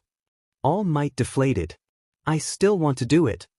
Izuku was quick to assure him when he saw his slumped shoulders. I just want to do it without having to explain to my mom why I need a tetanus shot after I inevitably stab myself with a rusty fork. Yes, of course. I don't want you to get hurt. We can get some gloves and other things before we start. And if nothing else, this might help me get over my fear of secondary locations. Izuku rambled on, not realizing All Might had agreed with him. All Might coughed up some blood. Your fear of what? He asked aghast, taking out a handkerchief, one that, suspiciously, looks like the one Izuku gave him on the roof, to wipe his mouth. All Might, Izuku began, you know what a secondary location is, right? Of course I know. I'm confused about why you know the term. It's mostly used for police work. I learned it in our yearly assembly at school. What are they teaching you that you would need to know that? Street smarts. Izuku practically yelled, looking unhinged. Every year since kindergarten, a detective comes to the school and gives a presentation on how to not get kidnapped. The first step is to not talk to adults that you don't know. Which I ignored when I first met you. I wasn't going to kidnap you. You latched onto me. I know, but it was a risk I was willing to take. He gave us a lot of good tips. Did you know wearing a money clip can save your life if you're being mugged? All you have to do is toss it one direction and run the other way. Have you ever been mugged? All Might's arched eyebrow was not appreciated by Izuku. No, but I am prepared for when it happens. Not if when. Izuku knew it was only a matter of time. Like I said, he taught us a lot of things, but what sticks with me the most is secondary locations because the chance of coming back alive is close to none. This, Izuku gestured towards the beach, is a secondary location straight out of my nightmares. I'm going to talk to my contact in the police department about this. All Might sighed before pulling a folder out of his back pocket. In the meantime, take this. Izuku took the folder labeled Aim to Pass. American Dream Plan. and thumbed through it. A meal plan? You'll be working out a lot more, so we need to make sure you're getting sufficient nutrients. I've also listed several workout routines you can do at home. All Might looked so proud, his chest was puffed out. I may have been careless with this location, but I did think this training plan through. He looked Izuku in the eye, grin never leaving his face. So how about it? Think you can handle what I have in store? Izuku snapped the folder shut and grinned back. I told you, didn't I? Nothing's going to stop me from being a hero. Let the 10 months from hell commence. The first month was the most painful. Izuku's body was not prepared for the sheer amount of heavy lifting it would be doing, and it let him know. It protested with aching sore muscles, it screamed with a heavy tiredness that didn't let up even after a good night's rest. It was cruel enough to make him feel pain in places he hadn't thought possible. Izuku is stubborn, though, and he wants to be a hero more than anything. When it came to a contest of stubbornness between his will and his body, his will won. By the end of his first month, his body had gotten used to the new routine. When the second month began, a small portion of the beach had been cleared. Might slowly started adding more training into the regimen. They began going to a quiet gym that specialized in weight training. Izuku was given a gripper to strengthen his hands, and he took it everywhere. At school, during dinner, watching TV, it was always in one hand or the other. Even before the second month was up, Izuku noticed the difference in his body. He could tell he was getting stronger and gaining stamina. But that was all he was gaining. As he looked over the plan, he realized the only training he had for speed and agility was the running portion. He knew that wouldn't be enough to get him where he wanted to be. All Might's plan focused on building up strength and endurance, but Izuku also wanted to be able to move with a little more grace. Some of his injuries his mom had seen had come from his clumsiness. He spent a few days trying to figure out how to add it in. He didn't have the time nor the money for a dance class. He discarded parkour after some research because it looked like there was a lot of trial error before one got the hang of it. Since this was crunch time, he couldn't afford to break any bones. The only thing he could think of was extending his runs, but that wouldn't solve the problem. The solution came to him one day after school. He'd been waiting for the crosswalk light to change when he overhears the girl in front of him complaining to her friends. It's not fair. No one will challenge me anymore. I'm getting so bored waiting for someone to dance against. Izuku couldn't see her face, but it sounded like she was pouting. Geez, Mina, chill out. You dominate dance off at Silver Comic. No one's challenging you because your score is too high. One of her friends laughed as the light changed, and they began to cross the street. Izuku did not follow. Instead, he changed directions, texted his mom that he would be late, and found himself standing in front of an arcade. The Silver Comic arcade had all the new games as well as a variety of retro ones near the back. It was a popular arcade because it had an option for people who weren't interested in the prizes but still wanted to play. For a flat fee, one would get a special wristband and could play as many games as they wanted as long as they didn't leave. Izuku had his eyes set on Dance Off, a game focused on movement, patterns, and rhythm. He had seen a few kids playing on it before but had been too embarrassed to try himself. But for the sake of his dream, he's willing to look silly. Trading in some money for a wristband, he heads straight to the machine, thankful that the arcade is mostly empty. The first dance he picks, he fails. It was too fast-paced, his coordination was off, and the sudden music had startled him. The game doesn't even offer him a spot on the scoreboard after his disastrous performance. Still he tries again, and again, and again until he makes it onto the scoreboard. Every Thursday night for the next few months, he would be a fixture at the arcade, dancing until it became second nature to move his feet swiftly without looking down. It took ages, but Green_by finally dethroned Alien_Queen and took her spot at the top of the scoreboard. Izuku had no idea he had caused a bit of a stir by doing this. Since he was always at the arcade on its emptier nights, it was like some cryptid dancer had thrown out a challenge to the other players. Ashido Mina was both incensed and excited by this. She and others had watched as Green_Boi's score slowly went up until it was in second place. She fought hard to make sure he wouldn't overtake her, but in the end he won. She had a lot of fun fighting to keep her title as top dancer, but it would have been way more exciting if he had actually shown up for a dance-off. Since Izuku's goal wasn't actually to be the top player, he never read the other usernames. Which was a real shame because once he took first place, some very talented kids had danced their best to put out the following message. Green_BOI, 98,679. Alien_Soon, 94,655. Hey_Greenboy, 88,127. Dance_off, 82,784.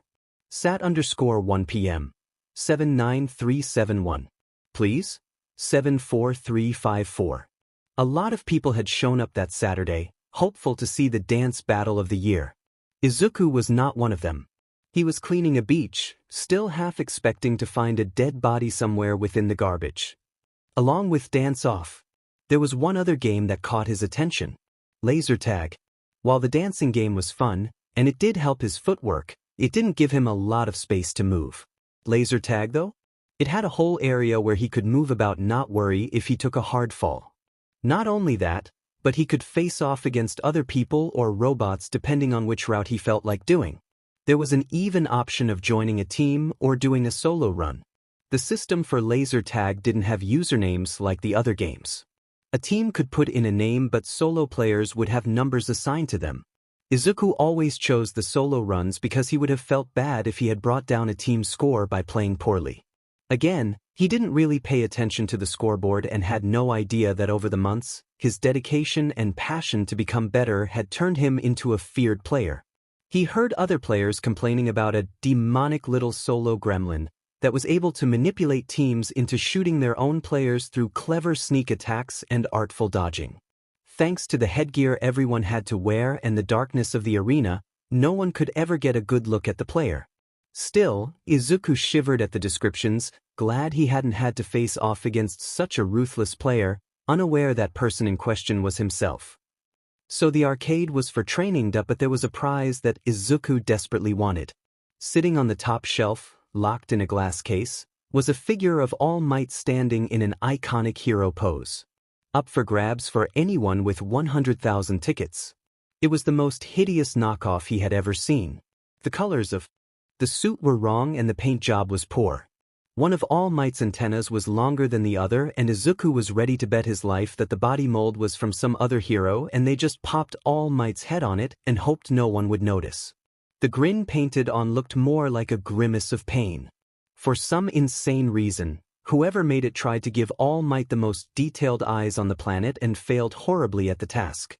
It gave off the vibe of being low-key cursed. Izuku had to have it. He needed that ugly thing on his nightstand, ready to scare him every morning for the rest of his life. He needed All Might to autograph it. He was ready to pull out some cash for the tokens when the cashier took one look at him and asked, "What prize do you want?" I don't have any tickets. But I'm going to purchase some tokens." "Yeah, no. Don't worry about it. Just tell me what you want. You can have anything." "Really? Are you sure? I don't want you to get in trouble."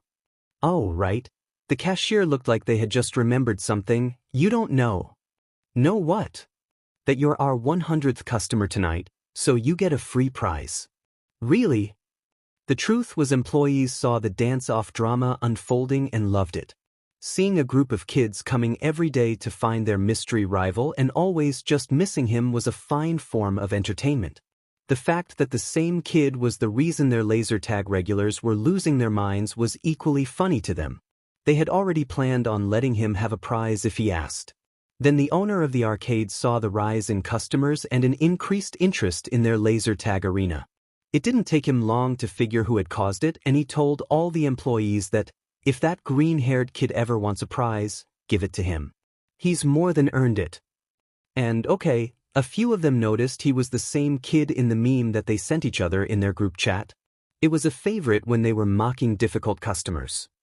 The cashier, realizing this kid had no idea about the chaos he caused, was only able to hold their laughter in thanks to their years of working in retail. Izuku wasn't one to question a blessing and shyly pointed at the ugliest All Might in existence.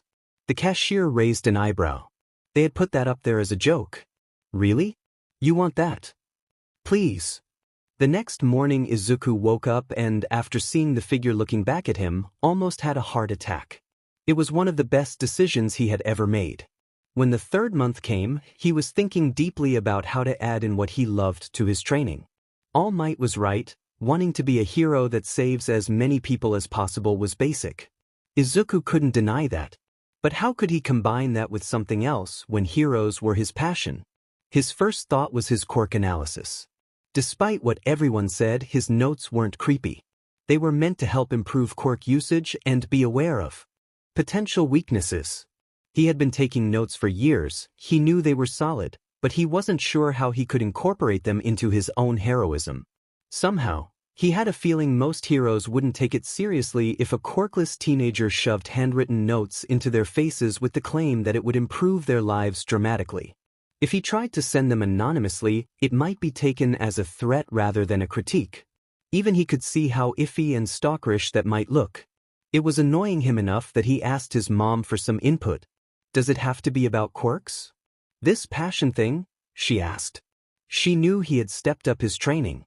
At first, she had been worried, especially when Izuku showed her a picture of his personal trainer. All Might's civilian form didn't really inspire trust. But Izuku won her over by reminding her that he still knew how to throw his money clip one way and run the other. No? But besides heroes, I really like quirks, so I thought it would be good to incorporate. Somehow. I guess I don't understand why you need to do this. Isn't helping others enough?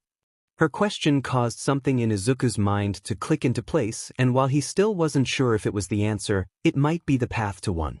He gives her a kiss on the cheek before running to his room to look up some information about local volunteer opportunities. He rules out suicide hotlines first because he discovered they didn't accept volunteers under the age of even if he had been old enough, he wouldn't have volunteered. It hit too close to home, and though he's been in that headspace, he doesn't think he could help others out of it. The animal shelters are crossed off next. He loves animals as much as the next person, but he's more interested in helping people. The homeless shelters, the hospital, the senior care homes. He looks at all of them, weighing the pros and cons before making his decision. He starts volunteering at a soup kitchen. Just for a few hours every Sunday. Just to test the waters and see if he likes it.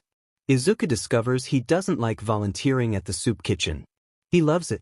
His first few times were rough because he was unsure of himself, but once he was settled, it was like he was meant to be there.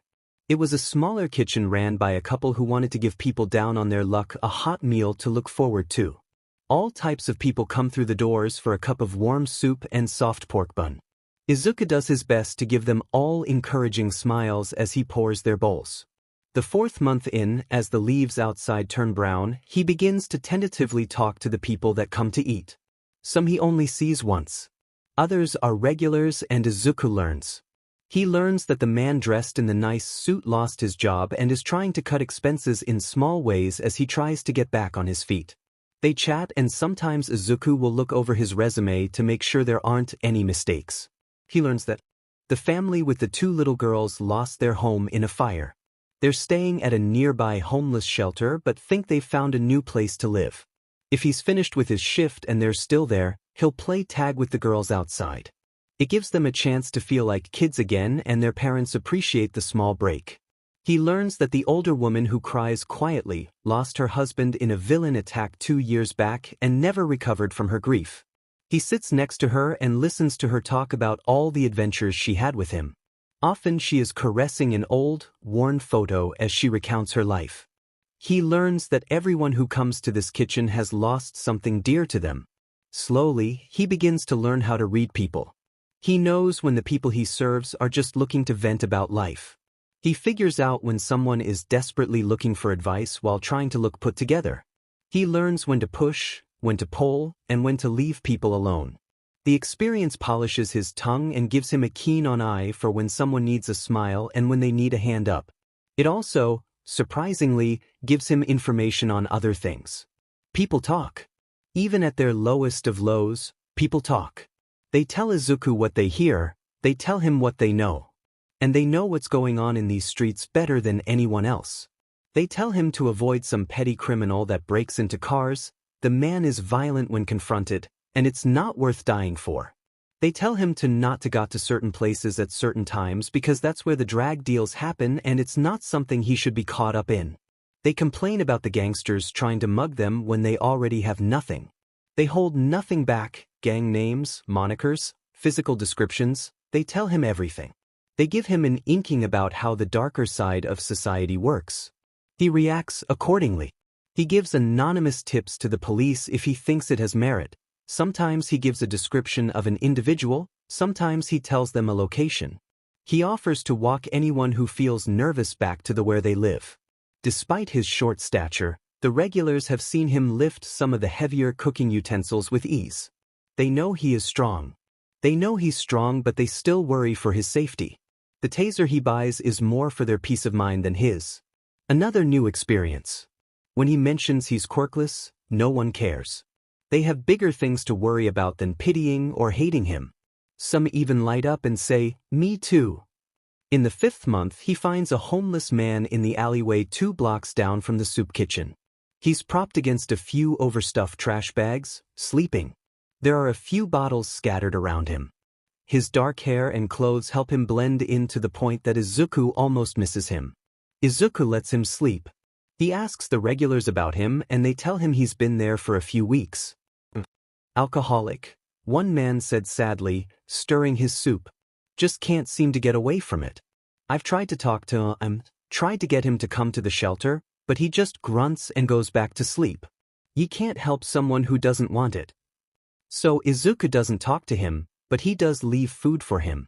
And because it's getting cold, he buys a thick black scarf and some gloves. He never stays to see if these gifts are accepted, just drops them at the man's sprawled feet and moves on. Finally, in the 6th month, after the chill sets in, the man squints as Izuku sets down a styrofoam cup of soup, still hot from the stove. "You can stop. I didn't ask for your pity." A surprisingly clear voice makes Izuku pause and he looks at the man. Black eyes, devoid of any addiction, look back at him from behind messy hair.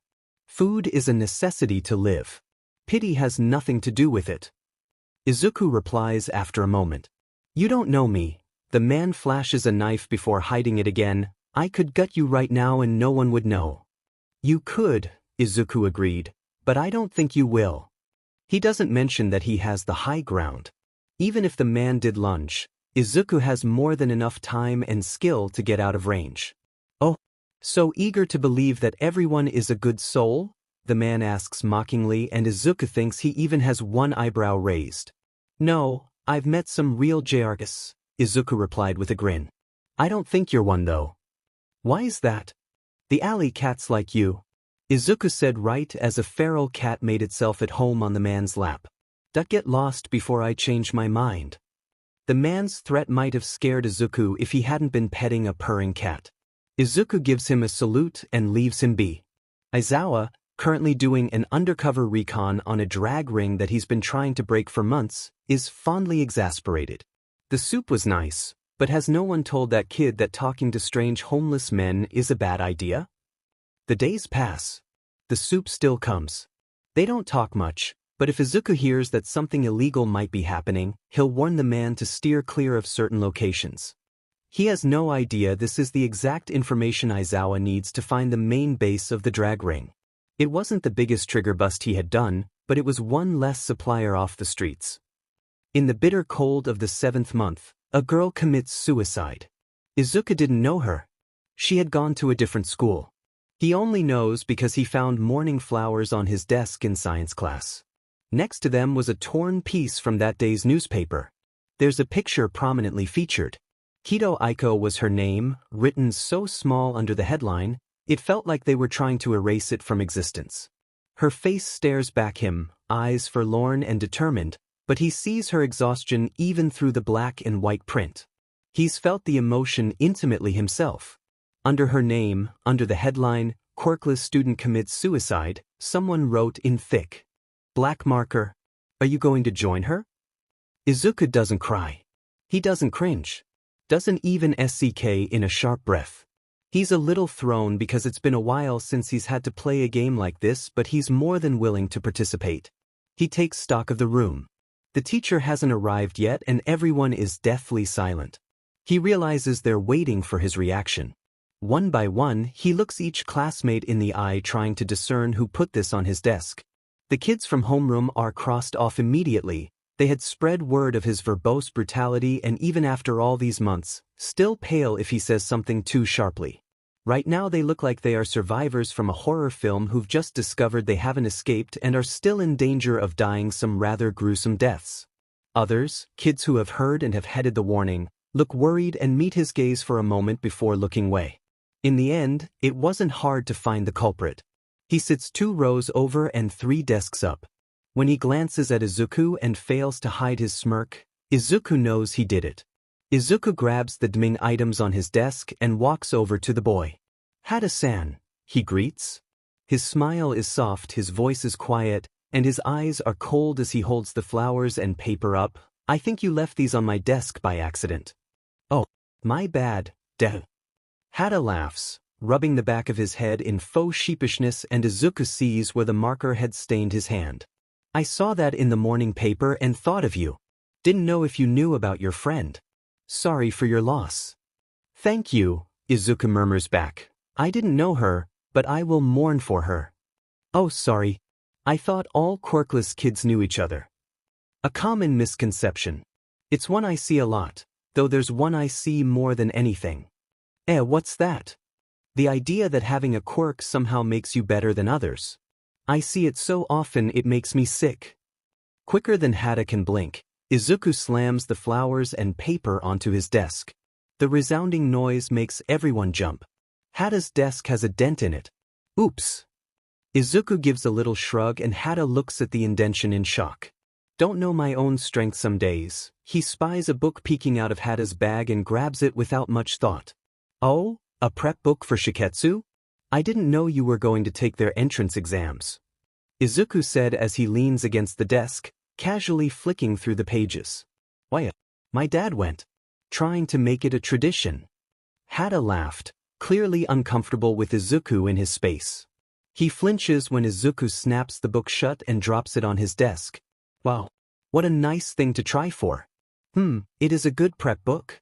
Although, Izuku leaned in and whispered quietly for only Hada to hear, "I don't think it will be enough. Not for you. You think a hero school would want someone who blatantly spits on the loss of life? Who laughs at it? I think you should rethink your school choice." "Gee, think you can scare me?" Hada snapped as Izuku steps away. "So what if everyone else here is scared of you? I'm not. You've got them all fooled into thinking you can ruin their lives, but I'm not gonna fall for it. You can't do anything to me." Izuku's smile turned into a grin. "If you say so, Hada-san, but you look scared, so I wonder if you really believe that. Don't worry though. I'm not going to harass you or anything like that." But, Izuku begins to walk back to his desk. "What you've done today, I'm going to make you regret it for the rest of your life." Their science teacher walked in right before Hada could retort. Later at Dagoba, Izuku takes the rage he hid so well out on the garbage. He's clearing it away at such a fast rate that All Might is impressed before he realizes something is wrong. It takes him a few tries to get Izuku to stop swinging sharp metal around and calm down enough to talk to him. "What's wrong, my boy?" It was said with such gentleness that Izuku feels the tears falling down his face and the sobs racking their way out of his throat before he can stop them. He feels All Might's hands guide him until they're both sitting on the sand. He explains everything through heaving breaths and wet cries. All Might sits next to him, rubbing his back as it all come bursting out of him like an overburdened dam. Finally he quiets.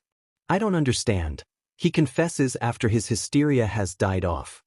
He looks out at the ocean, but all he sees in his mind is a tired face in black and white. "What don't you understand? Why it still hurts so much? I should be used to it. No one's tried in months, but the other kids used to write things like that on my desk. You know, go kill yourself, useless, space waster, whatever they felt like writing. I didn't really care. It hurt a little, but I would clean it off and forget about it. I don't know if it's because he went out of his way to buy flowers or if it's because he used someone else's tragedy as a prop for his joke, but I can't let it go. Not this time. It shouldn't hurt me this much, but it does, and I dashed. Izuku cut himself off, rubbing at his face, frustrated that the tears are still coming. I think it's okay to feel hurt. What that boy did was beyond cruel. If you would like, I could put in a word at Shiketsu. I could tell them what he did without mentioning your name. All Might offers, and Izuku's heart soars at the gesture. No, he says after a moment. He wants so badly to take All Might up on that, but it would cause too many questions if word got out that All Might used his influence to try and ban some kid he didn't know from a hero school. I don't want to get you involved in my messes. Besides, I already know what to do. Shiro thinks he's untouchable because he has a quirk, but he's in for a surprise. Izuku's smile was grim. I'm going to dismantle his future without touching him. And for the first time in months, Yagi catches a glimpse of the boy he had talked to on the roof. He also takes note of the other boy's name. On the very small off chance that whatever Izuku has planned doesn't work, Yagi will take care of it, awkward questions be demanded. Yagi also contacts the funeral home that has Kido Aiko and anonymously pays for all expenses. Her family already has to bear the burden of burying their daughter. He won't stand for them having to pay for it. He also makes sure that Neo Mesa has someone look into her school thoroughly. He doesn't tell any of this to Izuku. The 8th month brings the early spring sun and the start of a retaliation. True to his word, Izuku did not harass or speak to Hada for the remainder of the year. Hada had been tense for a few weeks before falling into a false sense of security. Izuku overhears him bragging to his friends that Izuku was nothing but talk. He might have even been tempted to pull a similar stunt, but Izuku likes to think that the dent on Hada's desk made him think twice. Not that it matters. Hada has no idea he's already ruined. It was ridiculously easy to find dirt on him. Izuku didn't even have to dig deep, it was all there, proudly displayed on his social media. Videos, tweets, likes, and reposts of things no one trying for a hero school should ever in their right mind promote. Hada really doesn't like quirkless people. He leaves death threats and insults in the comments of anyone who says anything remotely nice about them. He also seems to have an issue with mutant quirks if his liberal use of the word freak in his internet rants is anything to go by. He toes the line of getting banned, going dark for a few days when admins get onto him, before coming back full force, never learning anything. It took less than a week for Izuku to seal Hada's fate in a Word doc filled with screenshots and links, but because they have so much time before exams, he decides to keep adding to it because Hada can't seem to stop himself from liking and spewing hateful things into the world. Since he was so proud of his beliefs, Izuku thought it was only fair to keep all of it on file for Shiketsu's administrators to review. Maybe if Hada had apologized at some point, Izuku would have backed off. Maybe if he had shown some remorse or guilt, Izuku would have extended an olive branch. But Hada's still having the time of his life on the internet, not having a care about who his words hurt, so turning him into a walking dead man is Izuku's only option. Halfway into the 9th month, as the flowers bloom, Izuku sends an email to Shiketsu High School. To whom it may concern, Hada Shiro, a 3rd year at Aldra Middle School, will be participating in your entrance exams. I have read your policy on bullying and discrimination and believe he would not be a good fit for your school. Please see the link doc for more details. If no action is taken, I and the rest of world will know where Shiketsu's standards for potential heroes lie. Thank you. Izuku uses an alt email he made at an internet cafe. He doesn't leave a name in the email.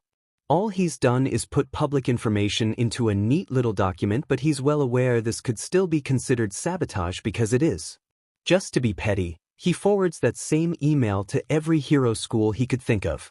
Netsu cackled when it popped up in his inbox. He recognizes the writer's style. He reminds Yagi that he wants to meet his protege. Yagi purposely coughs up blood to get out of the conversation. Shiketsu does their research and outright bans Hada Shiro from taking part in their entrance exam. He's probably the first person to receive a rejection letter before the exams even start. And not just from one school. Despite their rivalries, the hero schools of Japan want only the best and brightest. When something like this happens, they let the other schools know. At the beginning of the 10th month, as spring conquered winter, Hada comes to school looking like a ghost.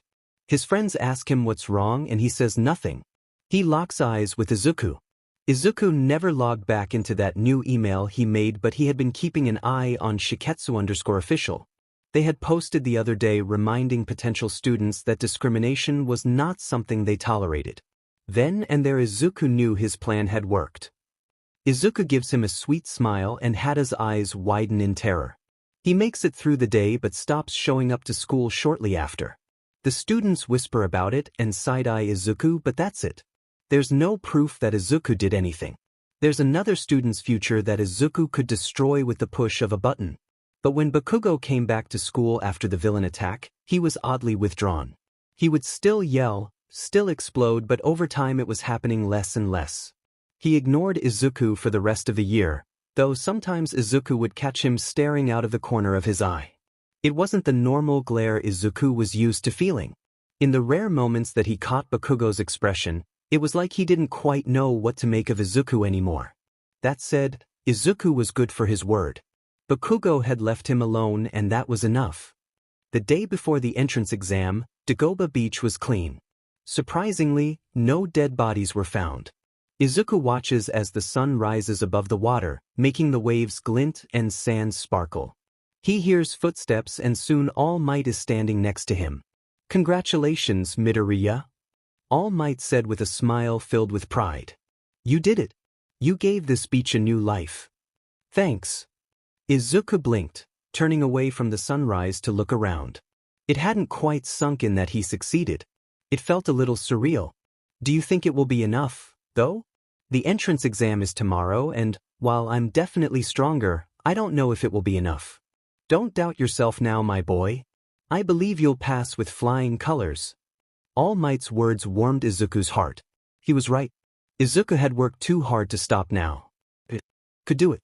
He could get into the hero course. "There is, one thing I wanted to talk to you about." All Might continued, nervously tugging at his hair, avoiding Izuku's eyes. Izuku felt his mood plummet. Something was wrong. Did Yui see his application and deny him? Was this All Might's way of saying that Izuku did good but not good enough? Were the last 10 months for nothing after all? What if... No, Midoriya, it's nothing like that, I promise. All Might was quick to assure him. He had become an expert at decoding Izuku's muttering. "You're not in trouble. My apologies for making you think that. It's just that." All Might sighed before giving Izuku the news. "Principal Nedzu would like to talk with you today if you have time, and if you could bring some of your analysis journals, he would greatly appreciate it." All Might hugged him tightly. "I am so sorry. I did my best to distract him and keep you off his radar, but he's begun making vague suggestions about stopping by your apartment for a visit. Best to just bite the bullet and go see him."